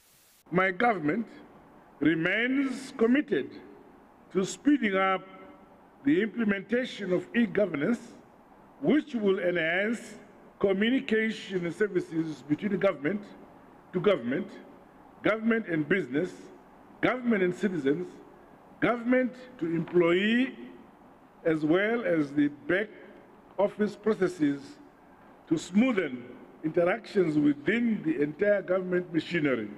And as Zimbabwe tries to rebuild its economy and improve public confidence, Mnangagwa believes he has found one piece of the puzzle. E-government will help in the eradication of corruption through automated systems which remove bureaucratic impediments and bottlenecks. I therefore exhort government, ministries, departments, agencies, and parastatals to prioritize ICT solutions in their operating systems. Mnangagwa is expected to continue to push for investments in Zimbabwe. Well, UN humanitarian chief Mark Lowcock appealed to the international community for more financial support for displaced people in the Democratic Republic of Congo as the number of displaced by violence increases. Well, since the last quarter of 2017, violence carried out by armed groups in Congo has led to a rise in the number of displaced to more than 4.5 million. Well, due to lack of funding access, a majority of displaced people have yet to be reached with assistance. The situation is very bad, and the single biggest problem we have is we're short of funds to meet the needs of these people. We're appealing this year for $1.7 billion for humanitarian assistance in Congo. That's twice as much as we appealed for last year, because the problem is twice as bad. News abroad, according to officials, only 374 Rohingya Muslim refugees have been verified by Myanmar officials for a possible repatriation from Bangladesh. They have blamed their neighbour for not providing the correct information about the refugees. Nearly 700,000 Rohingya fled Myanmar after militant attacks on August 25 sparked a crackdown led by security forces in the western Rakhine state that the United Nations and the United States have said constituted ethnic cleansing. The administration of Nobel Peace Laureate Aung San Suu Kyi has sought to counter the allegations by forging ahead with developments in Rakhine and by preparing reception centers and camps for returnees. The two countries reached a deal in November to begin repatriation within 2 months, but the repatriation has not begun, with stateless Rohingya who face restrictions on their movements in Myanmar still crossing the border. The permanent secretary at Myanmar's Ministry of Foreign Affairs says officials had checked documents handed over by Bangladesh in February relating to over 8,000 refugees. These 374 are verified, so they can come back at their own convenience. So out of 8032, we verify 374. So these 374 can be the first batch of repatriation. Mintu added that Myanmar was unable to confirm whether the rest of the refugees had previously lived in the country because some documents did not include fingerprints and individual photographs. Well, a suicide bomb blast claimed by a militant group ripped through a police checkpoint on the outskirts of the Pakistani city of Lahore on Wednesday, killing at least 7 people and wounding 18. Bodies in white sheets and the blaring sound of sirens after a devastating attack in the outskirts of the Pakistani city of Lahore. The death toll stood at 7 Wednesday evening, but an unidentified official says it may have climbed. So far, we unfortunately have 9 deaths. 5 of them are policemen and the other 4 are civilians. A suicide bomber riding a motorcycle was targeting police, authorities say, before detonating the deadly blast. It happened at a police checkpoint just outside an annual religious congregation. In a WhatsApp message sent to Reuters, a Taliban spokesperson claimed responsibility for the attack. Lahore is considered the cultural hub of Pakistan and has largely been spared in militant violence seen near the Afghan border. The Pakistani Taliban leadership have fled to Afghanistan, where Islamabad alleges they plan and execute terrorist attacks inside Pakistan. Well, U.S. President Donald Trump seeks to impose tariffs on up to $60 billion of Chinese imports, while Foreign Ministry spokesman Liu Kang has stated that China would take firm measures to safeguard its legitimate trade rights.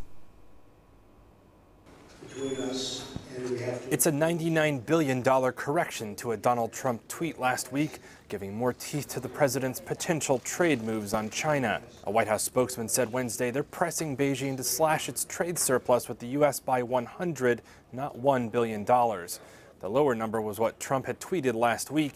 He also seemed to mistakenly refer to it as a trade deficit. U.S. Census data shows that America's trade imbalance with China made up 2/3 of its global deficit last year. What's still unclear Wednesday is how the White House plans to achieve that $100 billion cut. It may mean China buys more American soybeans or aircraft, or the U.S. could ask Beijing to make a major overhaul of how it handles trade. At the same time, sources say the White House is readying tariffs of up to $60 billion worth of Chinese tech, telecoms, and consumer products. However, on Thursday, Chinese state media sounded off, saying the United States was trying to play the victim, and that, quote, once a trade war starts, capable countries won't bow to the U.S.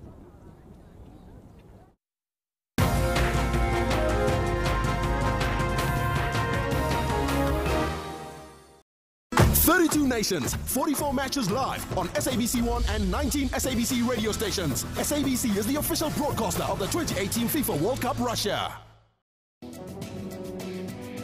A warm welcome to one of your favorite weekly review analysis programs, Media Monitor.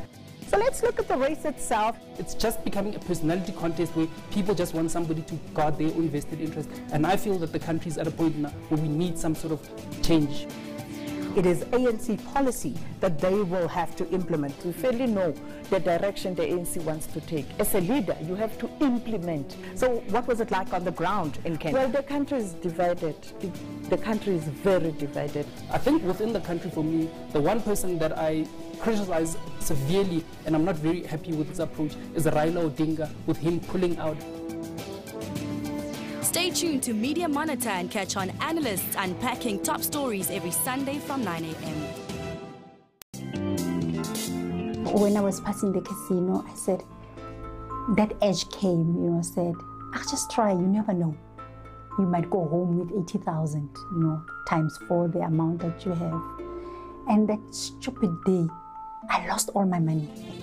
Never allow glamorous lifestyles to push you beyond your means. The awakening moment was that 2007 when I left my children alone. I realized this is hurting me. Ask for professional help if gambling is controlling you. Know when to stop. I faced reality that, you know what, for you there's no quick reach, you know, so you just have to work hard. So it's gone. For all your uplifting stories, catch Bupilong every Friday at 17:30.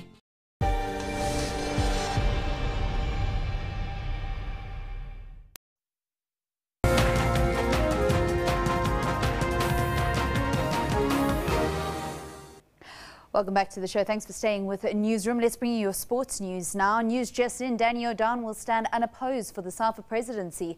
This was confirmed by FIFA representative Philip Chiyangwa after meeting with O'Down and outspoken former referee Ace Ngobo, who was due to challenge O'Down for the position at the National Football Association's elective Congress next weekend. There is an agreement which I can't send to the media.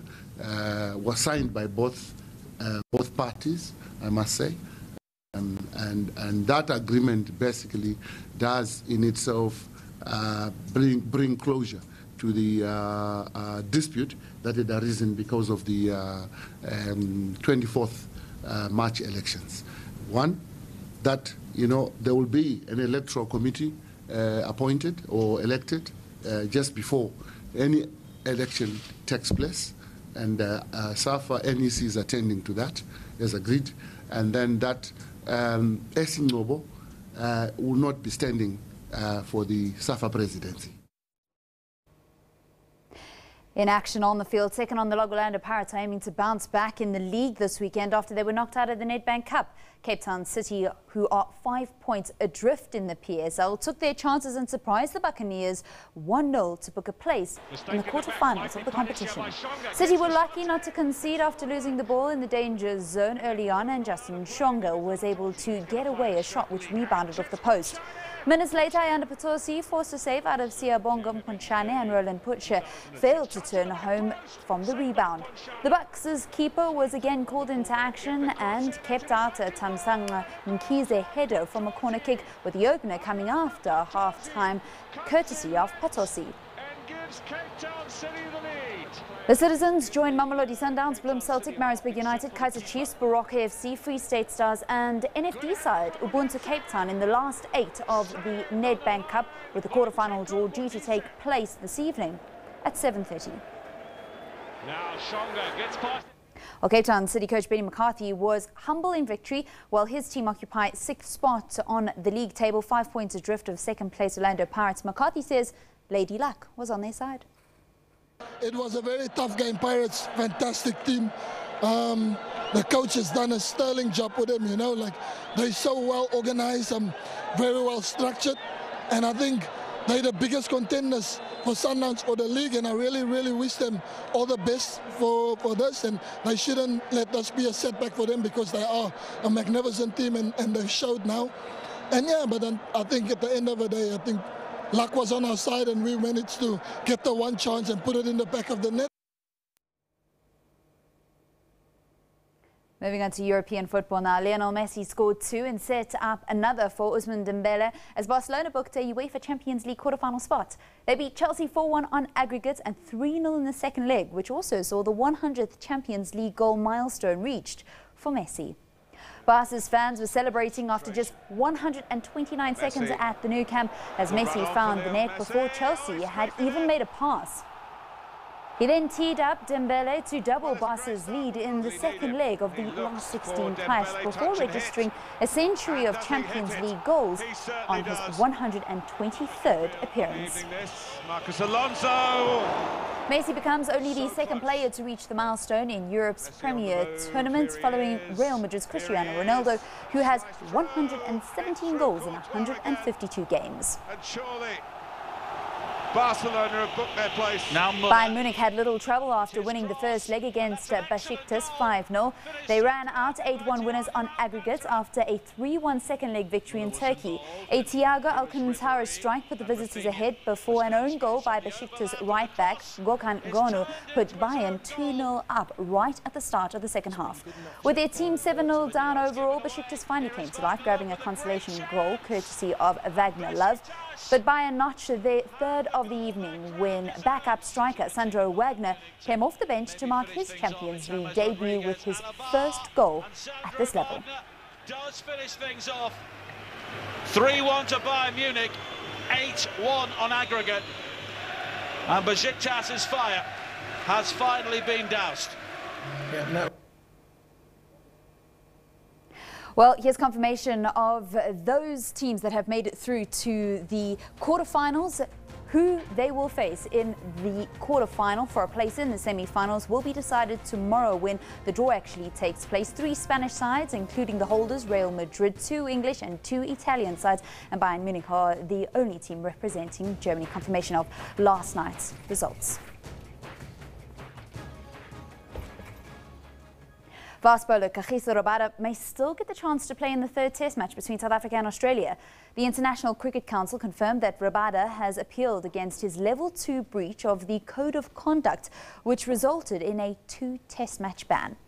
The level 2 breach involves the shoulder bump with Australian captain Steve Smith in the first innings of the second cricket test in Port Elizabeth. The ICC will now have to appoint a judicial commissioner in the next 48 hours, and the hearing must then take place within 7 days. Rabada remains suspended unless the appointed commissioner finds enough reason to allow him to play in the third test, which starts on the 22nd of this month.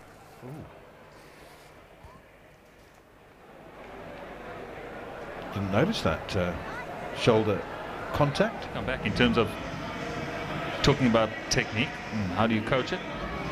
And on that specific delivery, I would have told Steve Smith to rather go forward.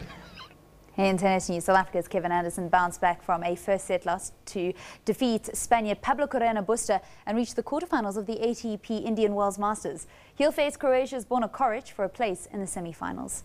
Meanwhile, South Korea's Chung Hyun defeated Uruguay's Pablo Cuevas 6-1, 6-3 to book a spot in his first ATP Masters 1000 quarterfinal.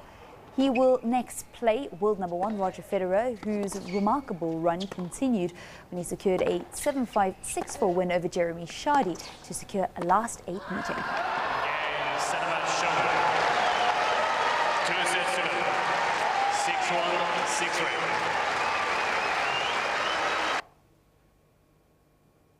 The president of the South African Sport Confederation and Olympic Committee, Gideon Sam, has admitted that there is a lot of division within the Olympic body and that it caused a lot of problems within the organization.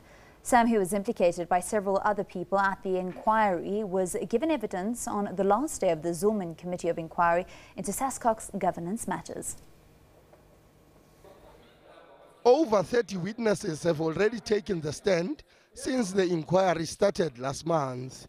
Many have described Sam as a conflicted leader, but Sam dismissed allegations of having a conflict of interest within the organization because he is not a full-time employee of SASCOC. The former Swimming South Africa president was at times not happy with the line of questioning by Judge Ralph Zulman and the other 2 panelists. And this is how he responded to a question whether increasing the daily allowance for ordinary board members during the 2016 Rio Olympic Games from $200 to $300 a day wasn't exorbitant. It's not a Gideon Sam who took the decision. There were board members, and I can remember very well. They called me from the hotel. I saw them sitting in a bus which brought them from the hotel, and they said, Mr. Sam, we can't we can't live on 200. Look at the distances that we must travel. And on the insistence of the CEO, a proposal was made. The 69-year-old Sam, who was re-elected as president for a 3rd term in 2016, says he will vacate his position when he turns 70 next year, as stipulated by SASCOC's constitution. The Zulman Commission of Inquiry will submit a report to the sports minister in the next few weeks. Sfiso Ramara, SABC News, Johannesburg. Moving on to rugby now, the Sharks head coach Robert du Preez has selected 15 forwards and 12 backs for the 4-week-long tour of Australasia. They'll be up against the Brumbies in Canberra on Saturday, and despite suffering 2 successive losses, the Australian outfit are likely to be a tough proposition for the men from Durban, especially in front of their home fans. But the Sharks are brimming with confidence after their 50-22 win against the Sunwolves in Durban last weekend. To have scored 7 tries in Durban this time of the year is great. That was very pleasing. It's given the boys a lot of confidence. You know, that's exactly what we needed. We obviously need to be more accurate when we get our opportunities. I think sometimes we tend to be impatient. That'll just come when the team has played more games together. That'll give us confidence. I think patience in the way that we want to play is a big work on for us. Well, the men from Durban were the only South African outfit in week 4 of the Super Rugby competition that actually managed a victory. The Lions suffered their first loss of the season against the Blues, and they'll be wanting to bounce back against the Japanese outfit of the Sunwolves as they currently lead the South African Conference. And there's a full look at what you can expect in round 5 of the Super Rugby competition. The Bulls have a tough fixture against the Chiefs in New Zealand, and then it continues until Sunday, where we see the Waratahs play host to the Rebels. The other South African teams in action see the Stormers play host to the travelling Blues, and the Sharks are away on their first fixture of their Australasian tour.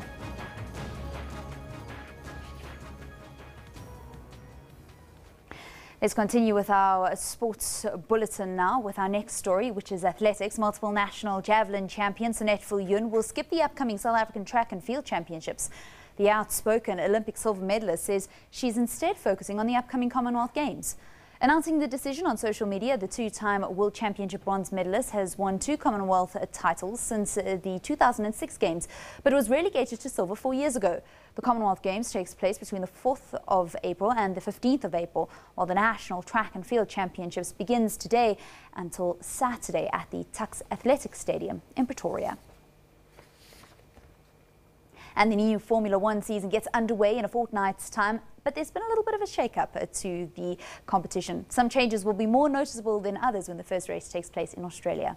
The most obvious novelty, a carbon titanium cockpit head protection system that weighs in at 7 kilograms, a significant amount given that the rules have increased the car's minimum weight by only 5 kilograms to 733. The 3-point structure has been introduced to protect drivers. Drivers are now also limited to 3 power units per season rather than 4 before incurring penalties. And then the walk-on female models employed to parade before the start and stand by drivers' cars with their race numbers have been phased out. In their place come the grid kids, who are aspiring young racers who will get to meet their race heroes. France will return to the Formula 1 calendar for the first time since 2008, and Germany's Hockenheim circuit is back after being left off last season's schedule. With Malaysia gone, there are now 21 races, equaling the sport's record number.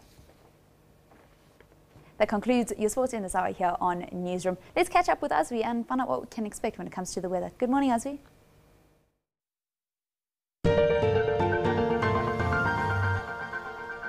Good morning and warm welcome. Well, this is what's happening currently in Bloemfontein. We're seeing cloudy skies and we're also expecting isolated showers for today. Now, going to Cape Town, we are seeing partly cloudy skies. We're not expecting any rainfall over the city of Cape Town for today, but partly cloudy skies will dominate the day. On our satellite image, we're still seeing lots of moisture situated over the central interior, but over the northern parts of Madagascar, we have a cyclonic movement just sitting over the northeastern parts, bringing in lots of rainfall in those regions. Over South Africa, partly cloudy skies over most parts. And moving further, we are expecting isolated showers over the southern parts, coming with the cold front that's sitting over the interior of Western Cape. Moving to the northern parts, isolated thunder showers can be expected for today. And over the central interior, you can see up to 80% chance of thunder showers in Angola, going to some parts of Zambia, going to Tanzania and some parts of Kenya, and the northeastern parts of Madagascar. That low pressure system bringing in lots of rainfall in those regions. Tropical storms can be expected expected with that low pressure system and continues for tomorrow. Over South Africa, tomorrow still expecting lots of rainfall over the eastern parts, going to the northern interior. Isolated scattered showers and cool to cold conditions can be expected over the interior. Bloemfontein at 31 for today, 33 for Pretoria and Polokwane. Partly cloudy skies over the northern parts. Mbombela at a maximum of 32, 28 for Durban, 19 for Sutherland and City of Cape Town at a maximum of 20 with cloudy skies forecast. Over Botswana, clear skies over the interior, partly cloudy skies going to Zimbabwe, maximum of 42 in Beitbridge and Maputo sitting at a maximum of 34, Windhoek sitting at 30 with isolated showers. Madagascar still expecting rainfall due to that low pressure system sitting over the northeastern parts, and going back to the continent, still expecting isolated thunder showers to scattered up to 80 with chances of severe thunderstorms expected over the interior. Kilimanjaro at a maximum of 33 degrees and going to the eastern parts, still expecting lots of rainfall, up to 80% chance of thunder showers over the northern parts of Angola. Yaoundé at 29 degrees. That is all. Ndao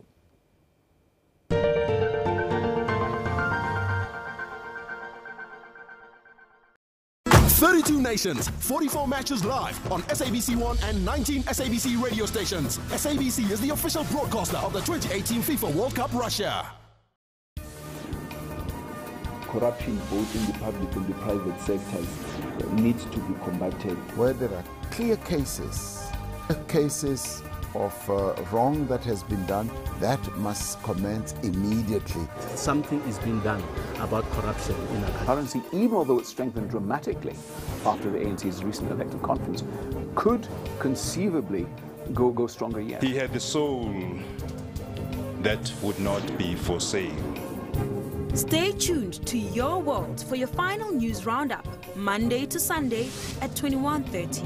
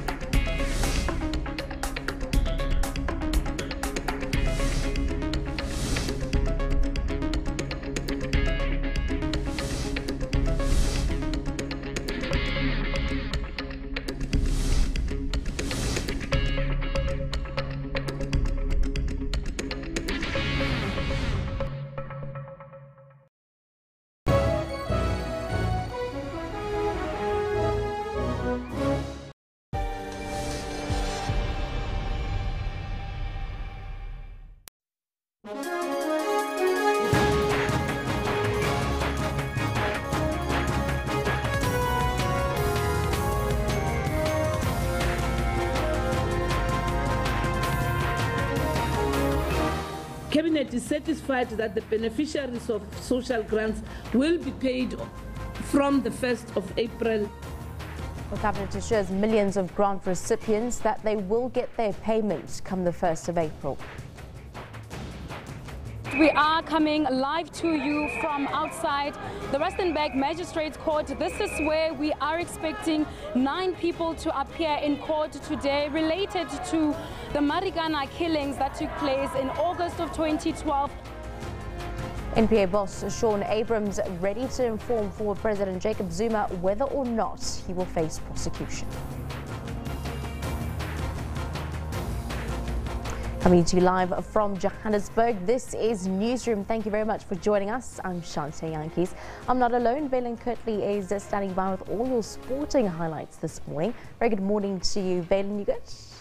I'm very well, thank you very much, Shante. Well, we had lots of football overnight and then an important meeting between Ace Ngobo, Danny Odan, the current Safa president, as well as a FIFA representative. That FIFA representative, Mr.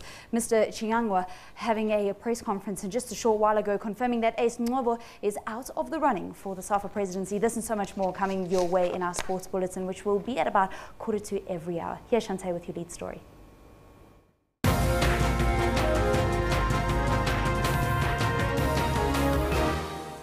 Leading at the top of the hour, Cabinet says contingency plans are in place to ensure that there are no disruptions to the social grant payments on the 1st of April. Communications Minister Nomvula Mokonyane says they are confident of a seamless transition. SASA's contract with a cash paymaster service comes to an end on the 31st of March after the Constitutional Court had it extended for another year. Mokonyane briefed the media in Parliament on the outcomes of the latest Cabinet meeting. On the SASA matter related to social grants, Cabinet was briefed on the state of readiness by the South African Social Security Agency to provide the hybrid model in the distribution of social grants to beneficiaries on the 1st of April 2018. This is in line with the Constitutional Court judgment that ordered the extension of the current contract with the cash paymaster services up until the 31st of March 2018. Cabinet reiterates its commitment to government social assistance program, which is at the heart of our poverty alleviation initiatives and central to restoring the dignity of our people. Cabinet is satisfied that the beneficiaries of social grants will be paid from the 1st of April 2018 without any glitches. The current SASA cards remain valid until December 2018. The process of changing the beneficiary cards will be done in a seamless manner that will not disrupt the payment of grants. All beneficiaries who receive their grants through their respective pay points, which includes commercial banks, the South African Post Office and other retailers, would also be assisted. Cabinet calls on those who do not have bank accounts to visit their nearest post office branches to open their accounts. Cabinet has instructed the SASA, together with GCIS, to do everything possible to inform all the beneficiaries of any possible changes that may take place in the process of transition from CPS to the new hybrid model. Cabinet remains committed to ensuring government adheres to the Concord judgment. SASA offices will be open and ready to process the new applicants. Cabinet urges all members of the public, especially beneficiaries and their families, to contact SASA on 0800 601011 or visit the nearest SASA office for more information. Well, the Cabinet has also extended its heartfelt condolences to families and have been affected by the Listeriosis outbreak. Minister of Communications Nomvula Mokonyane says as Cabinet they applaud the efforts that they have been made to contain the outbreak.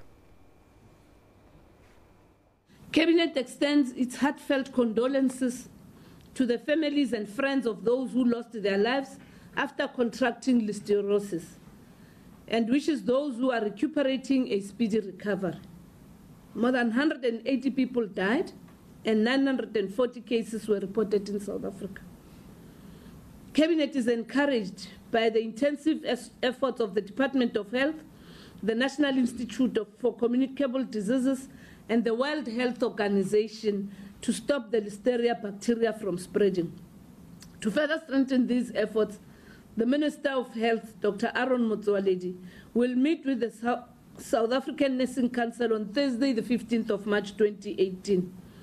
Cabinet acknowledges that the positive progress made in identifying and isolating the source of the deadly listeriosis outbreak and subsequent recall of food products from 3 enterprise and rainbow meat processing plants where the bacteria was found was a defining moment to stop the outbreak. Well, Cabinet also urged South Africans to desist from illegal land grabs. Communications Minister Nomvula Mokonyane says the country has adequate mechanisms to deal with its issues. Cabinet further urges communities to desist from illegal land invasions. We are a law-abiding and peace-loving country with adequate mechanisms of dealing with issues, including the land issue. South Africa remains open for business and investments in agriculture and farming, It is in South Africa's interest to have commercial farmers, and this process can ensure we have even greater numbers of successful commercial farmers, but also transformed property ownership patterns. Well, 9 people, including police officials and security officers, are appearing in the Rustenburg Magistrates Court in relation to deaths that took place during the violent strikes in Marikana in the northwest in 2012. Their court appearance relates to an incident that took place on the 13th of August when police wanted to prevent striking mine workers from marching from the Kari shaft to Wonerkop. Well, several mine workers and police officials died on that day. Let's cross live to our reporter Selwana Kaku, who is at the Rustenburg Magistrates Court. Well, a very good morning to you indeed. We are coming live to you from outside the Rustenburg Magistrates Court. This is where we are expecting 9 people to appear in court today related to the Marikana killings that took place in August of 2012. But as we understand, the killings do not relate to the Marikana massacre, which took place on the 16th of August 2012. The killings relate to incidents that took place on several days leading to 16 August, where we saw 34 miners who were killed. As we understand, the incident started with 2 security officers of Lonmin who were allegedly killed by mine workers at their hostel. That was later followed by an incident where the mine workers were marching and the police then started firing rubber bullets to disperse the crowd. In that chaos, in that incident, several people died, including police officials and also the mine workers. And today, 9 people will be appearing in court related to those killings. We're just going to quickly speak to a community leader of Marikana. His name is Rasirola Masha Maite, and he will just paint a picture for us about how the residents of Marikana feel about this development. Okay, so let me quickly chat to you. We understand it's been so many years since 2012, but today there's some developments. How is the community of Marikana taking this? Okay, morning. Community of Marikana is very frustrated, but they are happy indeed that some of the officials also must account for what happened in Marikana. And then we are also worried about one of the guys, which is William Pembe, one of the officials who was involved, the general of policemen who was in charge, who was instructing the police. But now the guy is free out, and then what he's doing is still using one of the mines. They are abusing the communities. But anyway, he's no longer one of the government officials, but he's working in a mine. And also, I mean, we understand that yesterday we visited the area in Marikana, and it seems some wounds have still not healed. Do you perhaps, from having had a chat with some of the residents, feel like this will perhaps provide some closure for them? I think it will provide some closure, but what we are worried about, we are still worried about Tharisa Minerals. Is the one is operating in Marikana, but when we try to engage with the Tharisa Minerals managers, they use William Pembe as a head of securities. What he's doing, he's using subs, he's using POP, he's using also public safety. You can't apply Section 4 match. When you go to the police station, you apply for a match, you'll find William Pembe in front. He's giving them money. There's nothing we can do. But the minute we engage in an illegal strike, people got arrested. We are here today because of such things. Okay, thank you very much. That was community leader of Marikana. His name is Rasirola Masha Maite, telling us that the community of Marikana are actually welcoming this development into this case. The people that will be appearing in court are facing several charges, including murder, attempted murder, and defeating the ends of justice. That's where we're going to leave it for now. Back to you. Well, National Prosecuting Authority boss Shaun Abrahams has told Parliament he's made the decision on whether or not to prosecute former President Jacob Zuma. He was briefing Parliament's Standing Committee on Public Accounts on the cases the NPA is currently dealing with. Abrahams, however, declined to divulge what he had decided, saying he has to inform Zuma first before announcing it to the nation. Earlier, the Constitutional Court dismissed a bid to stop Abrahams from announcing his decision on Zuma. The Council for the Advancement of the South African Constitution, or CASAC, had brought the application. They argued the matter should be postponed until the courts have ruled on whether Abrahams should be keeping his job or not. Well, Metro Rail and its commuters are still on the warpath. This has left hundreds of Pretoria commuters stranded daily. The rail service says following the ongoing violent attacks on its staff, it will not resume its services until all stakeholders commit to finding solutions to the crises. Metro Rail suspended services between 2 Pretoria stations after a female train driver was stripped naked, allegedly by commuters, and then forced to divert from her route. One of the busiest stations in the Mamelodi corridor shut indefinitely. Metro Rail cancelled all services between Kuduspoort and Pienaarpoort. Commuters are frustrated. They must deal with their service so that we can go at school, at work with time. Maybe I will lose my job, I don't know. Metro Rail cancelled these services after 6 new trains were vandalised in just a week, costing PRASA over 2 million rand and 6.5 million since last month. PRASA executives were forced to convene an urgent meeting after several of its staff were attacked.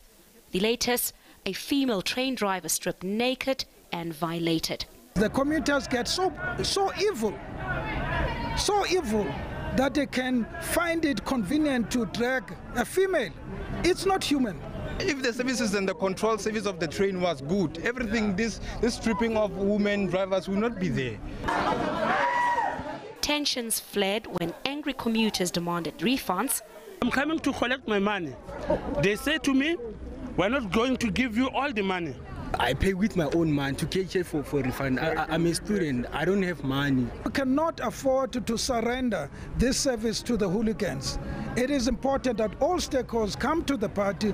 Rail security resorting to stringent measures.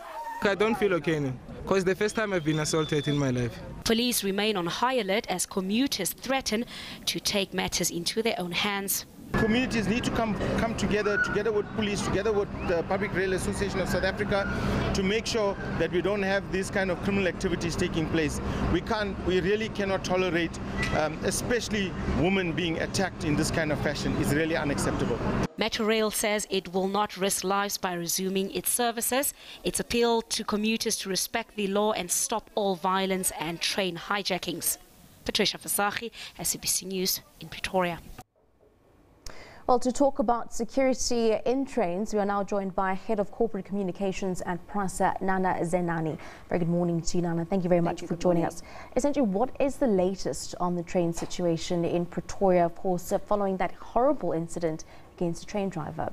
In fact, just to put that into perspective, she was dragged out of her driver's cabin. She was stripped. She was hit over the head with a brick, and she was in the process of being dragged into the nearby bushes when our security team came to the rescue. That is the rapid response. So fortunately, nothing more than that, even though what she went through was traumatic, was actually done to her. We were able to take her away. She's receiving counseling. But the latest, of course, is that, as you know, we have suspended our train services. I did see that in the link, some of the commuters are complaining that they're not being given their refunds. Refunds will be calculated based on the number of trips that you have taken. Those deductions are made accordingly. So it's not a full refund.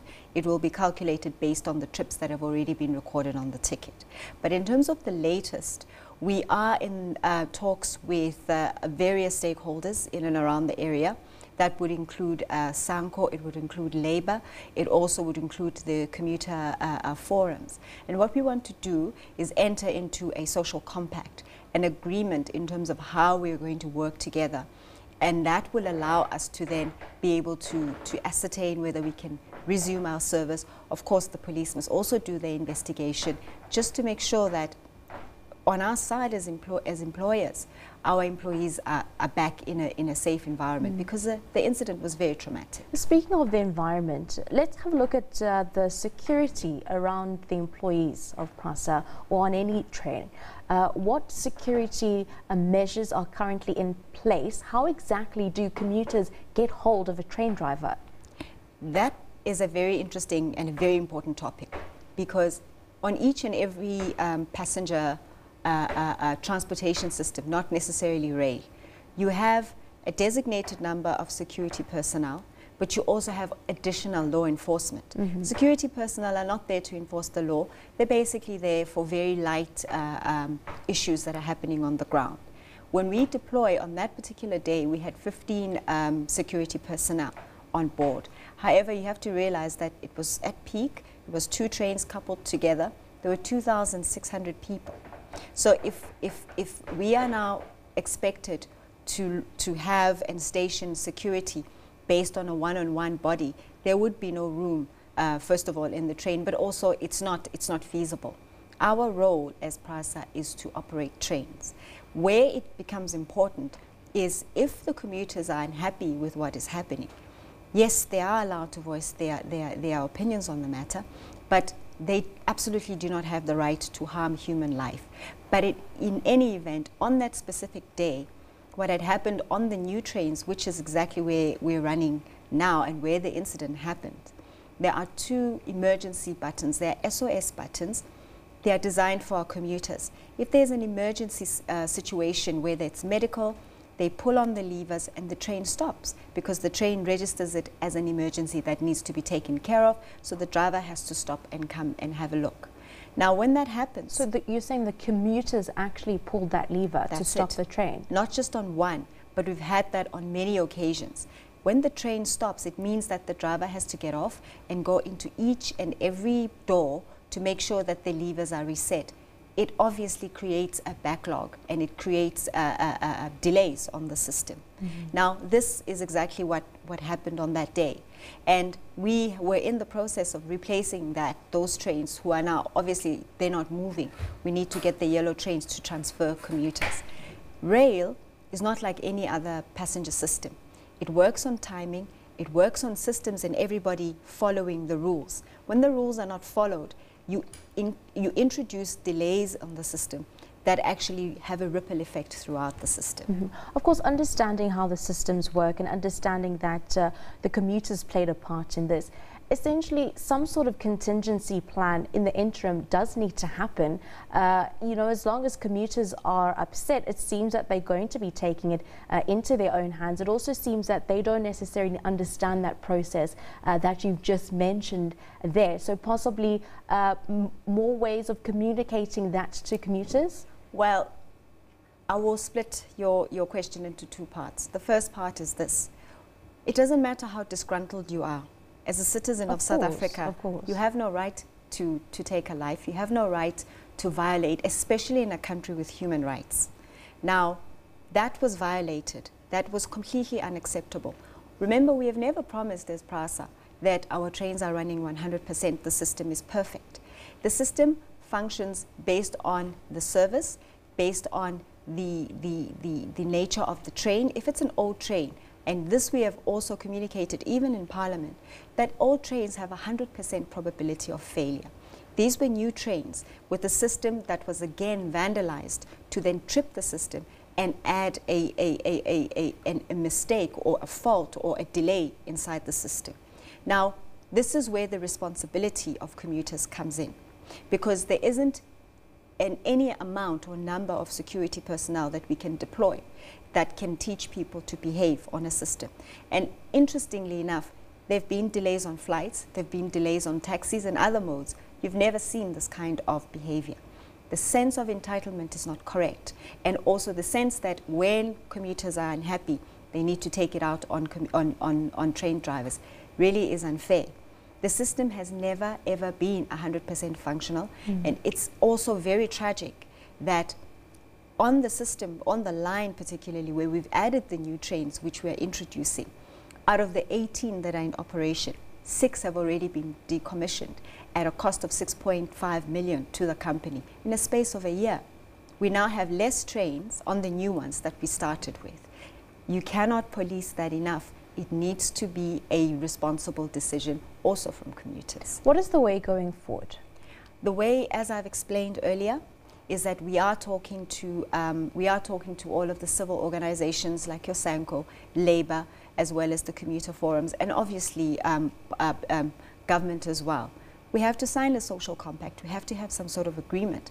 How do we handle such things when they do happen? How do we report crime? How do we talk to commuters? How do we, most importantly, weed out whatever criminal elements that are infiltrating the rail service? Indeed, thank you very much. That was Head of Corporate Communications at Prasa, Nana Zenani, talking about the issues of those 2 trains that have been suspended from Pretoria on the backdrop of that incident of a female train driver being attacked by angry commuters on the train. Let's have a look now at some other stories. The Mpumalanga legislature wants to propose a law specific to albinism killings. This is as part of taking government to people. Members of the legislature visited the family of the 2 children recently killed, one of whom was living with albinism. Meanwhile, 3 new suspects appeared in court. 1 was released and 2 were remanded in custody.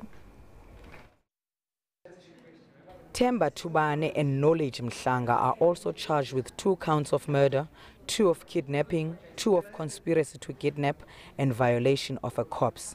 The 2 children, Gabsile Shabane and Kosikona Ngwenya, were kidnapped at gunpoint at their home while sleeping. A traditional healer and another suspect appeared in court on Tuesday. The family has welcomed the arrests. The Mpumalanga government wants the law to be stricter when it comes to albinism. We want to lead a discussion around the enactment of a law that will protect all people living with the albinism. Mpumalanga legislature paid a visit to the family. We just want them to see that they are not alone. What happened here, it's something that used to happen in other countries like Tanzania, but now we've seen it emerging in South Africa, and we want to say we rebuke this kind of action. All 4 suspects would appear for the first time together in this court on Tuesday. 3 of them will be making their formal bail application. Meanwhile, the family still awaits the DNA test results. Sibongile Mkanimpolweni, SABC News, Nedbank in Mpumalanga. In light of the recent train incidents and also angry commuters on experiencing delays in trains, we've been asking you this morning, what are your experiences of commuting by train? You can send us your comments on @SABC Newsroom. We'll have a look at some of the tweets after the break. Do stay tuned.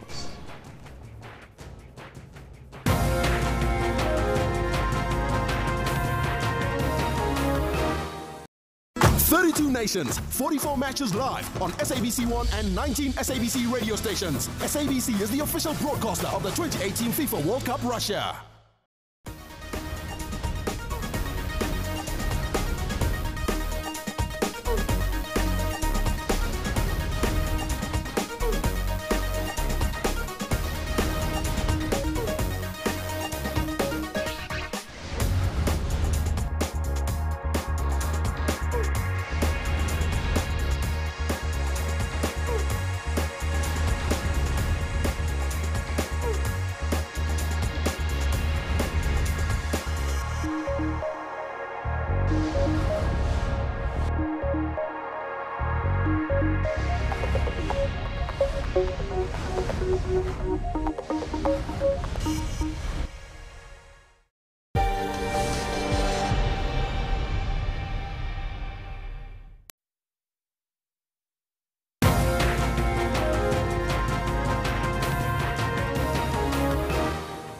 Welcome back. Well, we've been asking you this morning, what are your experiences of commuting by train, as well as to send comments on @SABC Newsroom on Twitter. This is in light of those train incidents that happened. The most recent one is a female train driver actually being attacked by angry commuters and also then violated.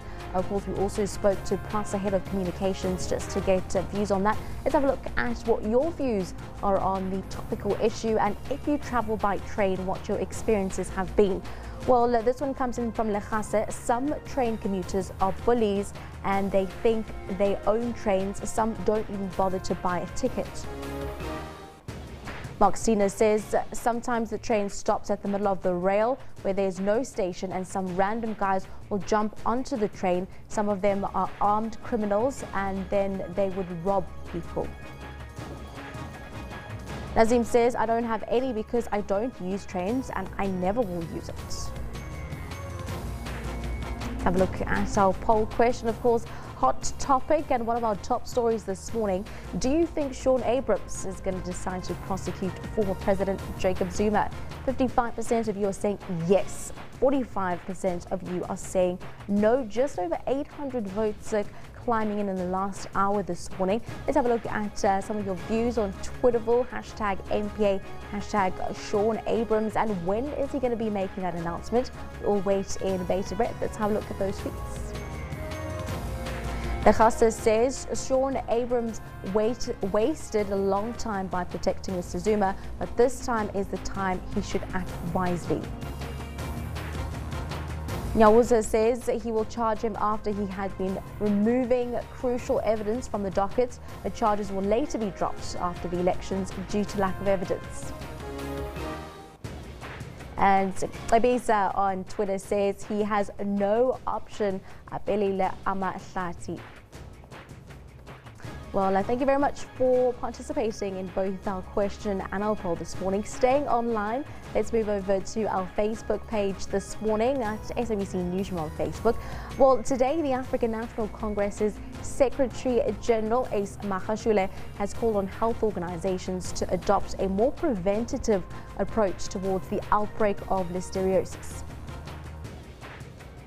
And then the Mpumalanga legislature wants to propose a law specific to albinism killings. Members of the legislature visited the family of the 2 children recently killed. One of them was living with albinism. And finally, along the coast, deaths of councillors in the Unzimkulu municipality on the south of KZN have taken centre stage in the closing arguments of the Murane Commission. You simply search for SABC Newsroom on Facebook, follow us and interact with us. Let's also have a look at what's making headlines front page and centre continentally. We'll start off here at home in South Africa.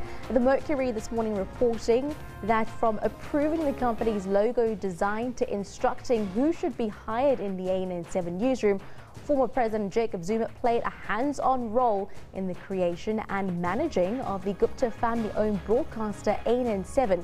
These claims come from a former editor, Rajesh Sundaram, in his book, which was released this week. Moving to the west in Kenya, the Daily Nation says Wiper Party leader Kalonzo Musyoka is now proposing a meeting of him and 2 other co-principals in the National Super Alliance with President Uhuru Kenyatta, which he says would give the country a chance to have an all-inclusive dialogue. And finally, in Zimbabwe, the Chronicle reports that President Emerson Mnangagwa yesterday launched the country's information communication technology policy to guide Zimbabwe's economic development through a coordinated issue of ICTs.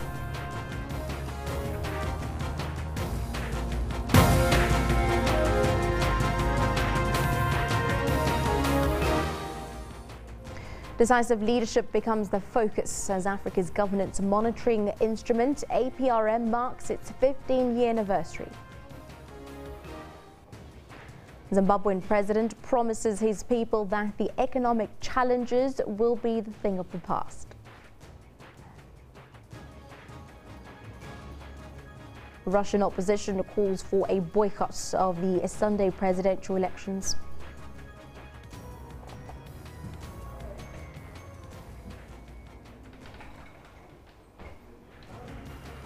Well, leading at the half hour, Africa's governance monitoring instrument, the African Peer Review Mechanism, will mark its 15th anniversary on Thursday with a mixed bag of fortunes.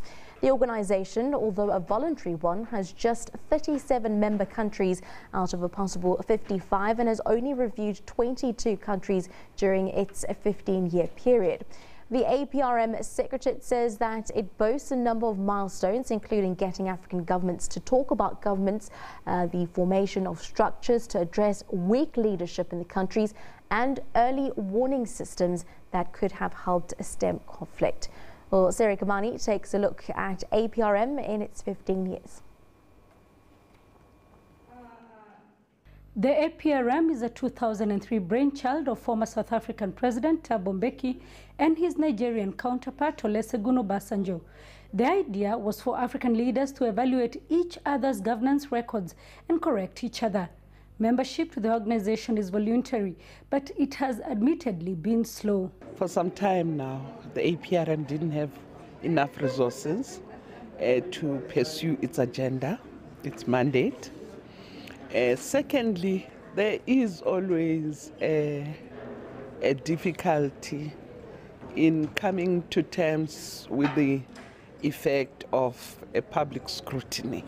Well, 21 out of the 37 member states that have acceded to APRM have been evaluated.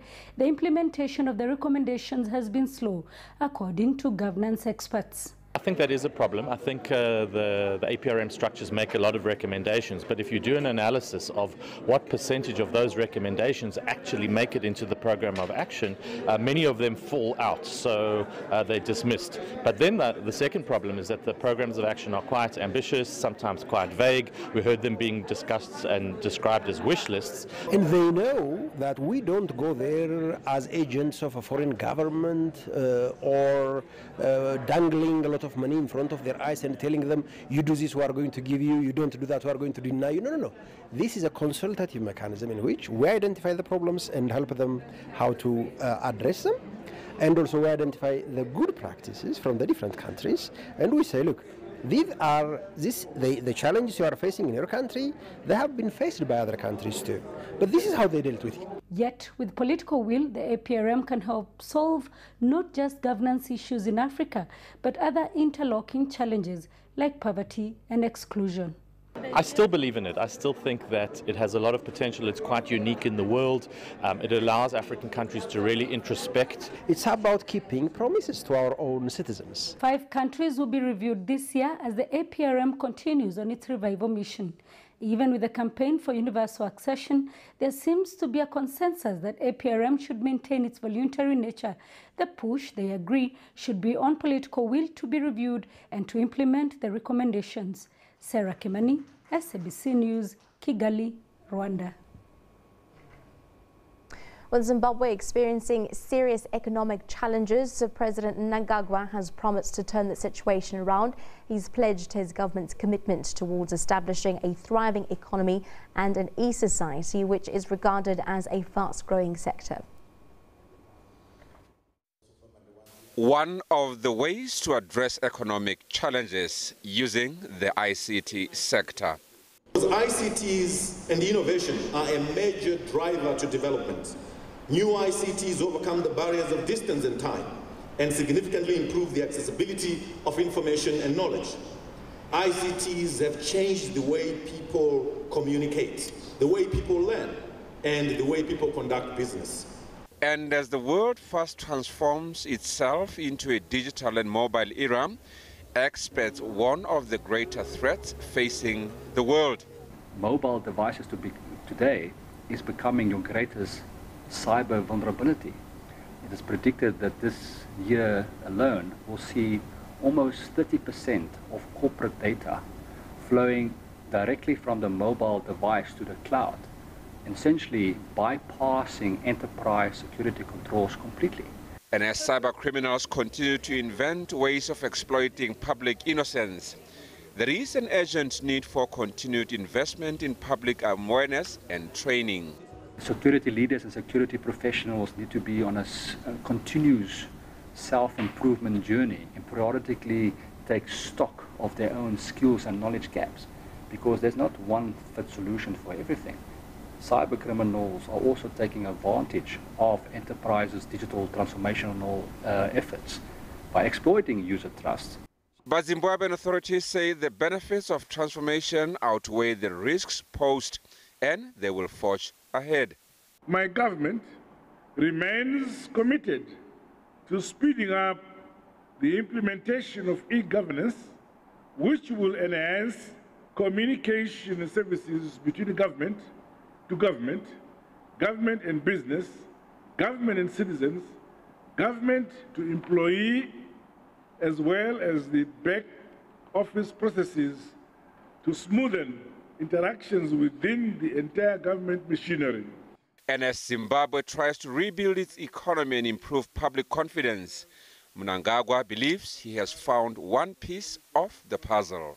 E-government will help in the eradication of corruption through automated systems which remove bureaucratic impediments and bottlenecks. I therefore exhort government, ministries, departments, agencies, and parastatals to prioritize ICT solutions in their operating systems. Mnangagwa is expected to continue to push for investments in Zimbabwe. UN humanitarian chief Mark Lowcock appealed to the international community for more financial support for displaced people in the Democratic Republic of Congo as the number of displaced by violence increases. Well, since the last quarter of 2017, violence carried out by armed groups in Congo has led to a rise in the number of displaced to more than 4.5 million. Well, due to lack of funding access, a majority of displaced people have yet to be reached with assistance. The situation is very bad, and the single biggest problem we have is we're short of funds to meet the needs of these people. We're appealing this year for $1.7 billion for humanitarian assistance in Congo. That's twice as much as we appealed for last year because the problem is twice as bad. News abroad, the hashtag #MeToo movement has escalated in South Korea. Almost a decade ago, Lee Eun-il was thrust into a lonely battle against her employer Samsung, after she reported unwelcome touching by a superior. Well, shamed by her supervisors and sidelined by her colleagues, Lee's career as an international sales representative at the company stagnated.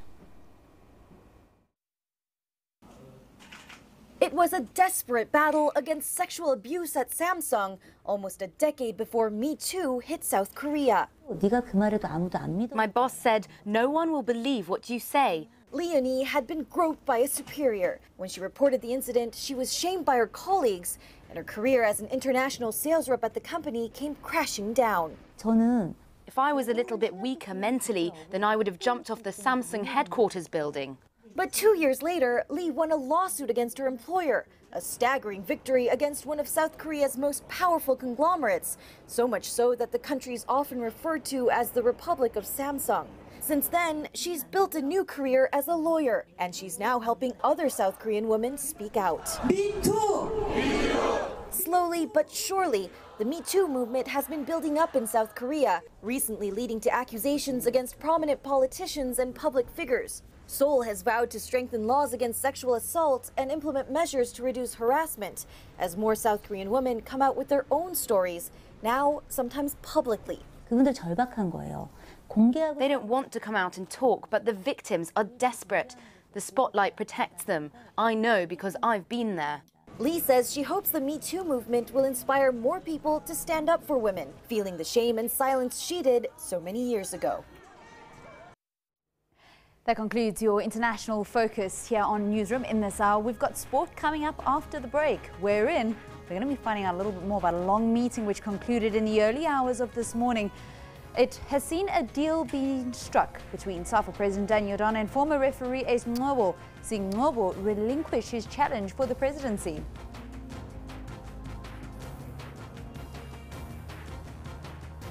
Staying on the footballing front, this time on the field of play, Cape Town City complete the quarter-final lineup for the Nedbank Cup. Coach Benny McCarthy says they were lucky against a team which is well organised and have a real chance of challenging Mamelodi Sundowns for the ABSA Premiership title. Ayanda Patosi comes in late and gives Cape Town City the lead. And fast bowler Kagiso Rabada appeals his level 2 code of conduct breach to the ICC. Up goes the finger. Rabada has delivered. Rabada has delivered. Sports and some more coming up on Newsroom. Do stay with us.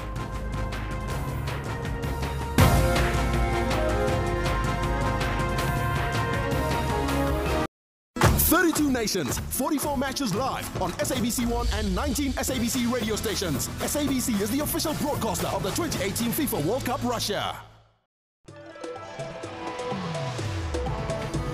Are you about that trending life? The looking good and all that slayage? Well, fear not, because Trends has all the fashion do's and don'ts for you to stay on point this upcoming season. This film will be an immersive spectacle. You got Kong that's 100 feet tall. It tells this incredible story of man versus nature. The iconic stage production by Mbongeni Ngema is back with a bang. Sarafina is a classic South African production. I always choose to align myself with brands that I just love. Because when you love something, it doesn't become work. Luxury is not built overnight, but it's an experience that comes with time. Catch up with all the trends on Trends Saturdays at 12.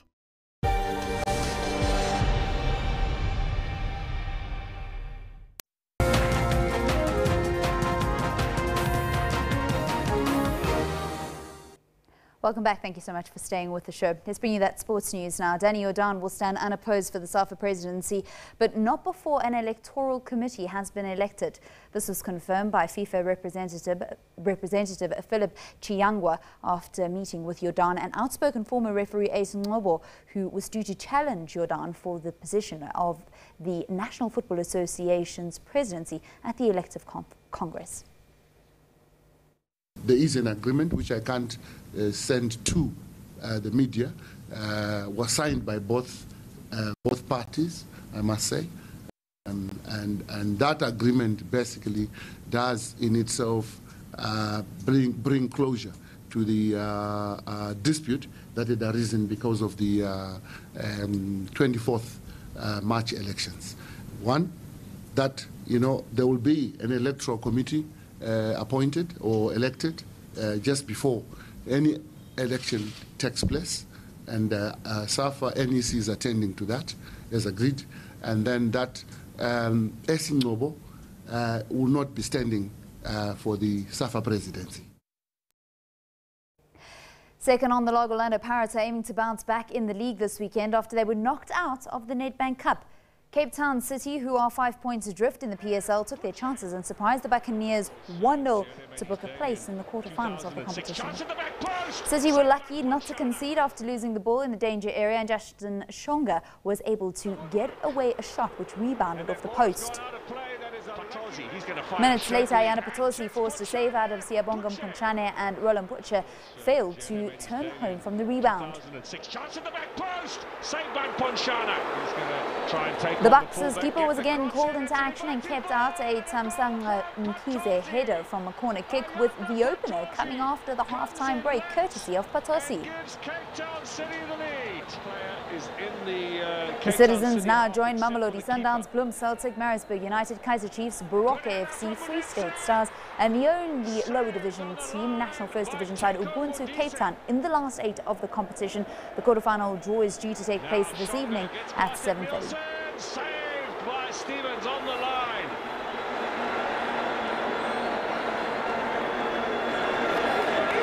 Again, Edmilson is beaten, and Phillies this time clears it. Cape Town City coach Benny McCarthy was humble in victory, while his team occupies 6th spot on the league table, 5 points adrift of the second place Orlando Pirates. McCarthy says Lady Luck was on their side. It was a very tough game. Pirates, fantastic team. The coach has done a sterling job with them, they're so well organized, very well structured, and I think they're the biggest contenders for Sundowns for the league, and I really, really wish them all the best for this, and they shouldn't let this be a setback for them, because they are a magnificent team, and they showed now. And yeah, but then I think at the end of the day, I think luck was on our side, and we managed to get the one chance and put it in the back of the net. In European football now, Argentina's Lionel Messi starred in Barcelona's victory over Chelsea in a UEFA Champions League round of 16 second leg match last night. He scored his 100th Champions League goal in the process and steered his side to a 3-0 win over London rivals Chelsea in Barcelona. They advanced to the quarterfinals 4-1 on aggregate, along with Bayern Munich, who beat Besiktas 8-1 on aggregate. English clubs are disappearing like characters. Once there were 5, now there are only 3. Chelsea had it all to do at Barcelona, having played 2-1 all draw in the first leg of their tie in London over 2 weeks ago. Barcelona came to the second leg encounter with an away goal advantage, and they made life difficult for the Blues with an early strike by the little magician. Messi, little run on for Lionel Messi. Oh, he squeezed it in. Well, it's a great start for Barcelona. Chelsea then took the game to Barca, looking to restore parity, but in vain. Good hands by Ter Stegen. Instead, it was the home side on the scoreboard again, as Osman Dembele made it 2-0 to Barca. And he looks for Dembele, touch and hit. And does he hit it? He certainly does. In the second half, there was no stopping Messi from completing his brace, sending the Catalans into the quarterfinals of the competition. Sliced through, and it's through Courtois again. And surely Barcelona have booked their place in the last 8 of the Champions League. 3 goals, 2 for Messi, and although Chelsea have had much of the play, I'm very pleased to have the opportunity at the end of the game to give him my compliment, and because I repeat, we are talking about an extraordinary player, the best in the world. Well, we tried to stop him. It is clear he's been decisive. We knew we had to do a magnificent job to try and stop him and the goals, but we failed. He forces himself to appear, and we knew that with him at his best, he's guaranteed to do well. And we all enjoy watching him playing, as all the world does. Besiktas needed a miracle to advance to the next round of the tournament. it's a sellout crowd in Istanbul. They played host to Bayern Munich, who walloped them 5-0 in the first leg. The onslaught by the German outfit continued. It's his cross, and that's an excellent goal, finished superbly by Thiago Alcantara. Early in the second half, it was 2-0 to Bayern, thanks to an own goal by Kokam Geno. The home crowd finally had something to celebrate as Besiktas pulled one back before the hour mark. With a great chance, and Besiktas have the goal their crowd deserves. 5 minutes before time, Sandro Wagner made it 3-1 to the visitors, and Bayern registered an 8-1 aggregate win to advance to the quarterfinals. The quarterfinal draw will be on Friday at 1 p.m. Mduduzi Ndlovu, SABC News. Here's confirmation of those teams that have made the final 8 of Europe's Premier Club competition. 3 teams from Spain, 2 from England and 2 from Italy. Only 1 lone German team representing the country in Bayern Munich, so I suppose we can expect a couple of local derbies, massive local derbies, when that quarterfinal lineup is confirmed when the draw takes place tomorrow. In cricket news, fast bowler Kagiso Rabada may still get the chance to play in the 3rd test match between South Africa and Australia. The International Cricket Council confirmed that Rabada has appealed against his level 2 breach of the Code of Conduct, which resulted in a 2-test match ban. The level 2 breach involves the shoulder bump with Australian captain Steve Smith in the first innings of the 2nd cricket test in Port Elizabeth. The ICC will now have to appoint a judicial commissioner in the next 48 hours, and the hearing must then take place within 7 days. Rabada remains suspended unless the appointed commissioner finds enough reason to allow him to play in the 3rd test, which starts on the 22nd of this month.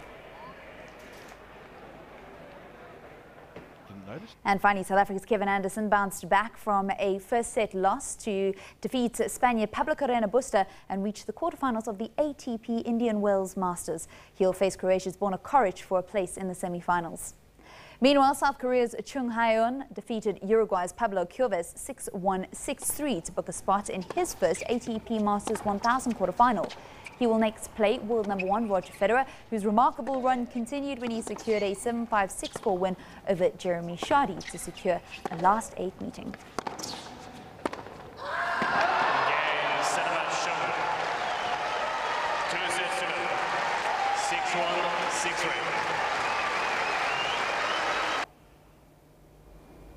And that is how we come to the end of your sport on a Newsroom for today. Shantae, this is how we come to the end of our day, midday on this Thursday. Definitely holding thumbs for Rabada. We need him in those matches. With that being said, it is a wrap-up of Newsroom. We do it weekdays between 9 and 12 p.m. For myself, Shantae Yankees. And Valen Kirtley. We'll see you again tomorrow. Goodbye. Bye.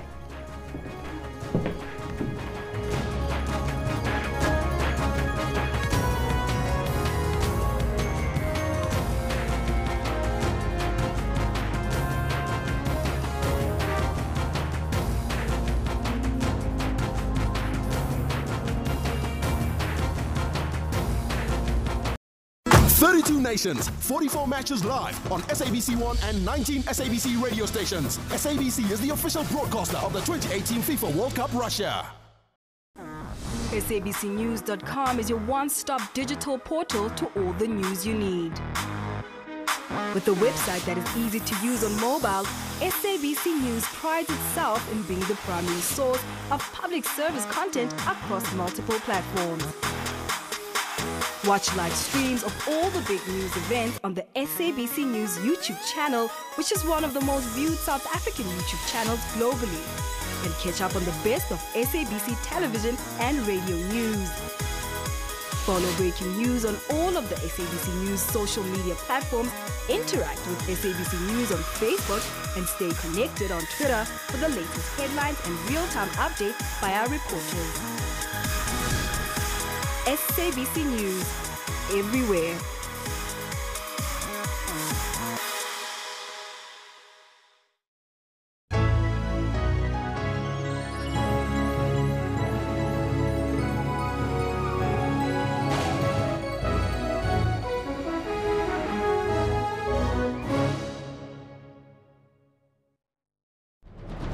Special assignment. Crime keeps the society in terror and pain. Why so? If someone phones me, tells me, okay, look, you need a silver, and I get you all driving, I'll take it. What pushes normal people to be so hard, heartless, and brutally kill one another? The other side of it could be more for their own psychological need. It might be part of a sexual fantasy that they have. It could be about power and control. After proper investigation is followed, the perpetrator gets arrested. It's part of a massive process. And ultimately, the payments, I think justice is served. Emotional scars remain. We would pay any price to get him back, and the sad reality is that it's gone. Special assignment. We unravel the truth every Sunday at 21:30.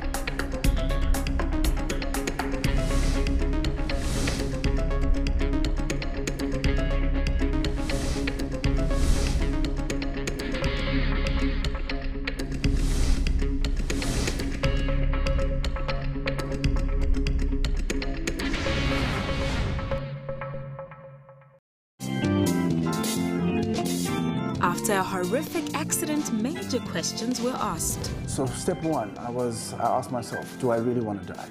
And my answer to that was, I'm not sure. And then step two was, do I want my parents to bury me? And the answer to that was no. Learning kept his brain in full action on how the brain works. When I was in hospital, right, as I was saying, to catch up with my peers, I started to become obsessed with memory techniques and how the brain works and how we retain information. Touching lives is his continuous mission. I now work for a non-profit where we deal with access issues regarding kids with disabilities and persons with disability. We're busy working on beach access. Being wheelchair-bound did not stop fun in his life. I party in a wheelchair, I laugh in a wheelchair, I smile in a wheelchair. For all your uplifting stories, catch Bupilong every Friday.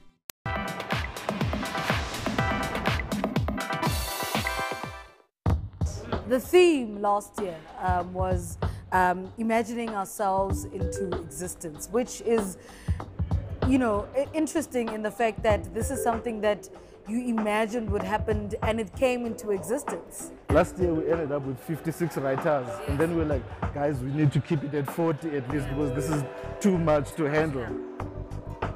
We have 63 this year. it's becoming impossible to keep it down because every single person wants to be here. Yeah. Writers who were here last year, they want to be here, but it's about rotation and balance. So this year, in terms of the lineup, we retained a few people that we're hoping are carrying the energy from last year. You know, they're carrying the values that developed from last year. People like Lebu Mashile, who is the face of the festival, and people like Pumla Dinewo Gola, Zuki Savaner, new people. It's new people that you wouldn't ordinarily find in a literary festival.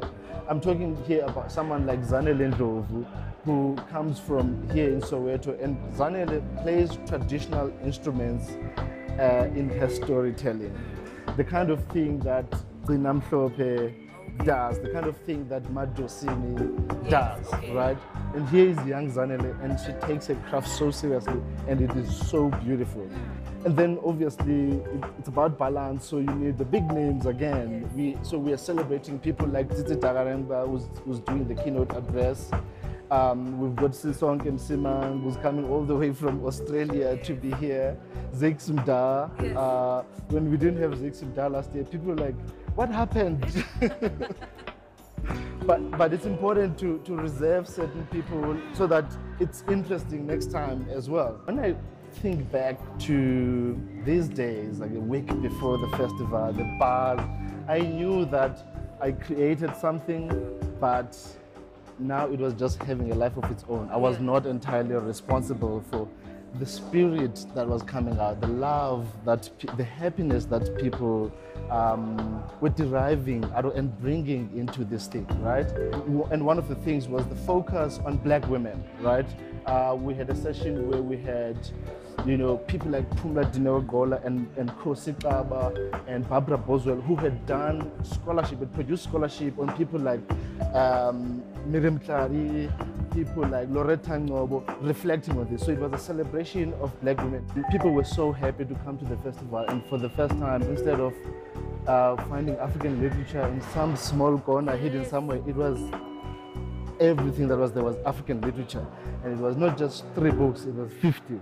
So people were saying that they were happy that they could find books they've been searching for, and now they didn't have to look for them. They were there, right? Yeah. They were brought for them.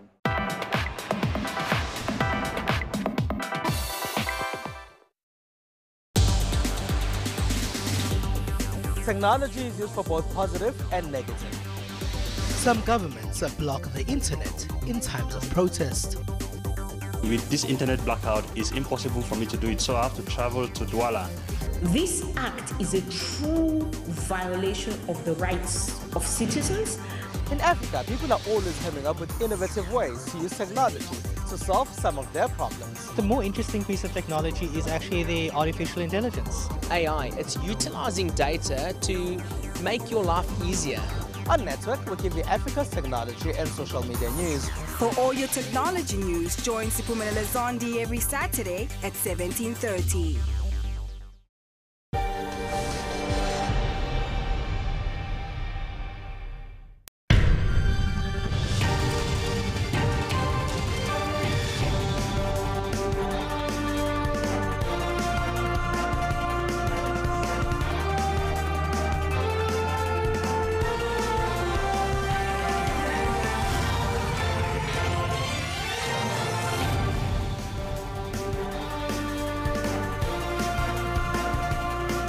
It's just gone midday. Thanks for joining us live from Johannesburg. This is your midday report. Good afternoon. Coming up in your headlines this hour, illegal land grabs, social grants and listeriosis.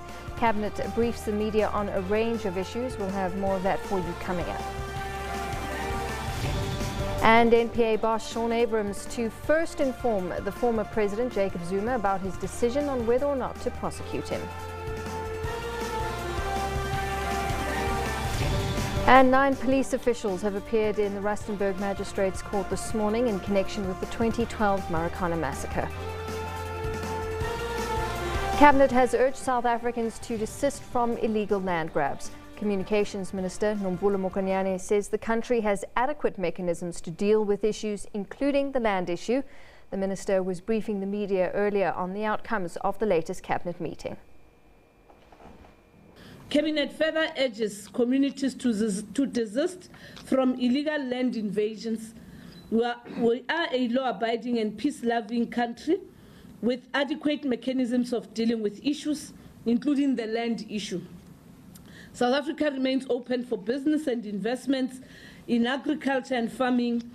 It is in South Africa's interest to have commercial farmers, and this process can ensure we have even greater numbers of successful commercial farmers, but also transformed property ownership patterns. Well, on the matter of the SASSA and social grants issue, the Minister reiterated government's commitment to its social assistance program at the heart of its poverty alleviation initiative. On the SASSA matter related to social grants, Cabinet was briefed on the state of readiness by the South African Social Security Agency to provide the hybrid model in the distribution of social grants to beneficiaries on the 1st of April 2018. This is in line with the Constitutional Court judgment that ordered the extension of the current contract with the Cash Pay Master Services up until the 31st of March 2018. Cabinet reiterates its commitment to government social assistance program, which is at the heart of our poverty alleviation initiatives and central to restoring the dignity of our people. Cabinet is satisfied that the beneficiaries of social grants will be paid from the 1st of April 2018 without any glitches. The current SASSA cards remain valid until December 2018. The process of changing the beneficiary cards will be done in a seamless manner that will not disrupt the payment of grants. All beneficiaries who receive their grants through their respective pay points, which includes commercial banks, the South African Post Office and other retailers, would also be assisted. Cabinet calls on those who do not have bank accounts to visit their nearest post office branches to open their accounts. Cabinet has instructed the SASSA, together with GCIS, to do everything possible to inform all the beneficiaries of any possible changes that may take place in the process of transition from CPS to the new hybrid model. Cabinet remains committed to ensuring government adheres to the Concord judgment. SASSA offices will be open and ready to process the new applicants. Cabinet urges all members of the public, especially beneficiaries and their families, to contact SASSA on 0800 601011 or visit the nearest SASSA office for more information. Minister Mokonyane speaking there at the post-Cabinet media briefing. At the same time, Cabinet has extended its condolences to families affected by the Listeriosis outbreak. The Communications Minister said Cabinet applauds the efforts being made to contain the outbreak.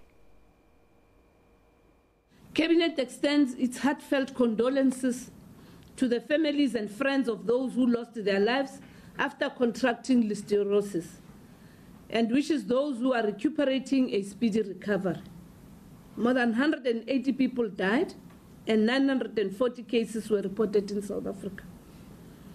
Cabinet is encouraged by the intensive efforts of the Department of Health, the National Institute for Communicable Diseases, and the World Health Organization to stop the Listeria bacteria from spreading. To further strengthen these efforts, the Minister of Health, Dr. Aaron Motsoaledi, will meet with the South African Nursing Council on Thursday, the 15th of March 2018. Cabinet acknowledges that the positive progress made in identifying and isolating the source of the deadly listeriosis outbreak and subsequent recall of food products from 3 enterprise and rainbow meat processing plants where the bacteria was found was a defining moment to stop the outbreak. National Prosecuting Authority boss Shaun Abrahams has told Parliament he's made the decision on whether or not to prosecute former President Jacob Zuma. He was briefing Parliament's Standing Committee on Public Accounts on cases the NPA is currently dealing with. However, Abrahams has declined to divulge what his decision is, saying he has to inform the former president first before announcing the decision to the nation. Earlier, the Constitutional Court dismissed a bid to stop Abrahams from announcing his decision on Zuma. The Council for the Advancement of the South African Constitution, or CASAC, had brought the application. They argued the matter should be postponed until the courts have ruled on whether or not Abrams should keep his job. Well, the costs of establishing a multi-party funding unit within the IEC will be unaffordable and exorbitant.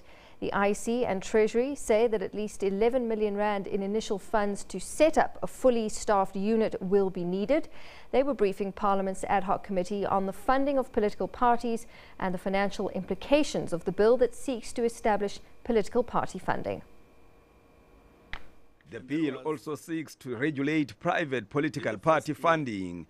Bad news is that the Treasury has no money to start the process of establishing the unit that will be responsible to manage this initiative. Besides the initial 11 million rands for personnel, more money will still be needed for other operational processes. In addition to those proposed personnel expenses, there's approximately 34 million that will be required for administrative expenses and the acquisition of assets. For instance, office rentals, telecommunications, subsistence travel, advertising, conferences and workshops, to workshop together with political parties, because you can't just introduce a regulatory framework of this magnitude without embodying that with political parties. While in principle most political parties are not opposed to the idea, they however expressed reservations about the bureaucratic nature of the proposed structure that will manage the funding. It seems to me that what we're doing is we're spending 20 million rands in year one, and we're spending whatever it is year two, and then 37 million in year three, in order to set up a bureaucracy to administer a fund that is no bigger or smaller than the pool that we had before. The schematic indication that you've given to us in terms of creating this unit, it seems to me a bit big, with all due respect. It looks like a huge kind of thing. And if you look at the level of the appointments, you start on level 15, 14, those are very serious senior positions. Is that really necessary? Is that what you need to do? And I don't believe that, as Honorable Mulder says, that it's necessary to have a CEO straight away. You could have some other structure there with the existing staff that you have that are distributing funds already to do the advertising, etc. And it goes. I think we don't want to have a multi-party democracy fund that is not bringing us money in. And we don't want to be spending 10 million rand on salaries that is just wasted money where people are sitting there doing nothing. The IEC want to convince the private sector to partner with them in contributing to the fund. The objective is to sustain the funding without burdening taxpayers with costs. Manilisi Tubase, SABC News, Parliament. You're with the Midday Report. Stay with us. A quick break. I'll have more for you coming up just after this.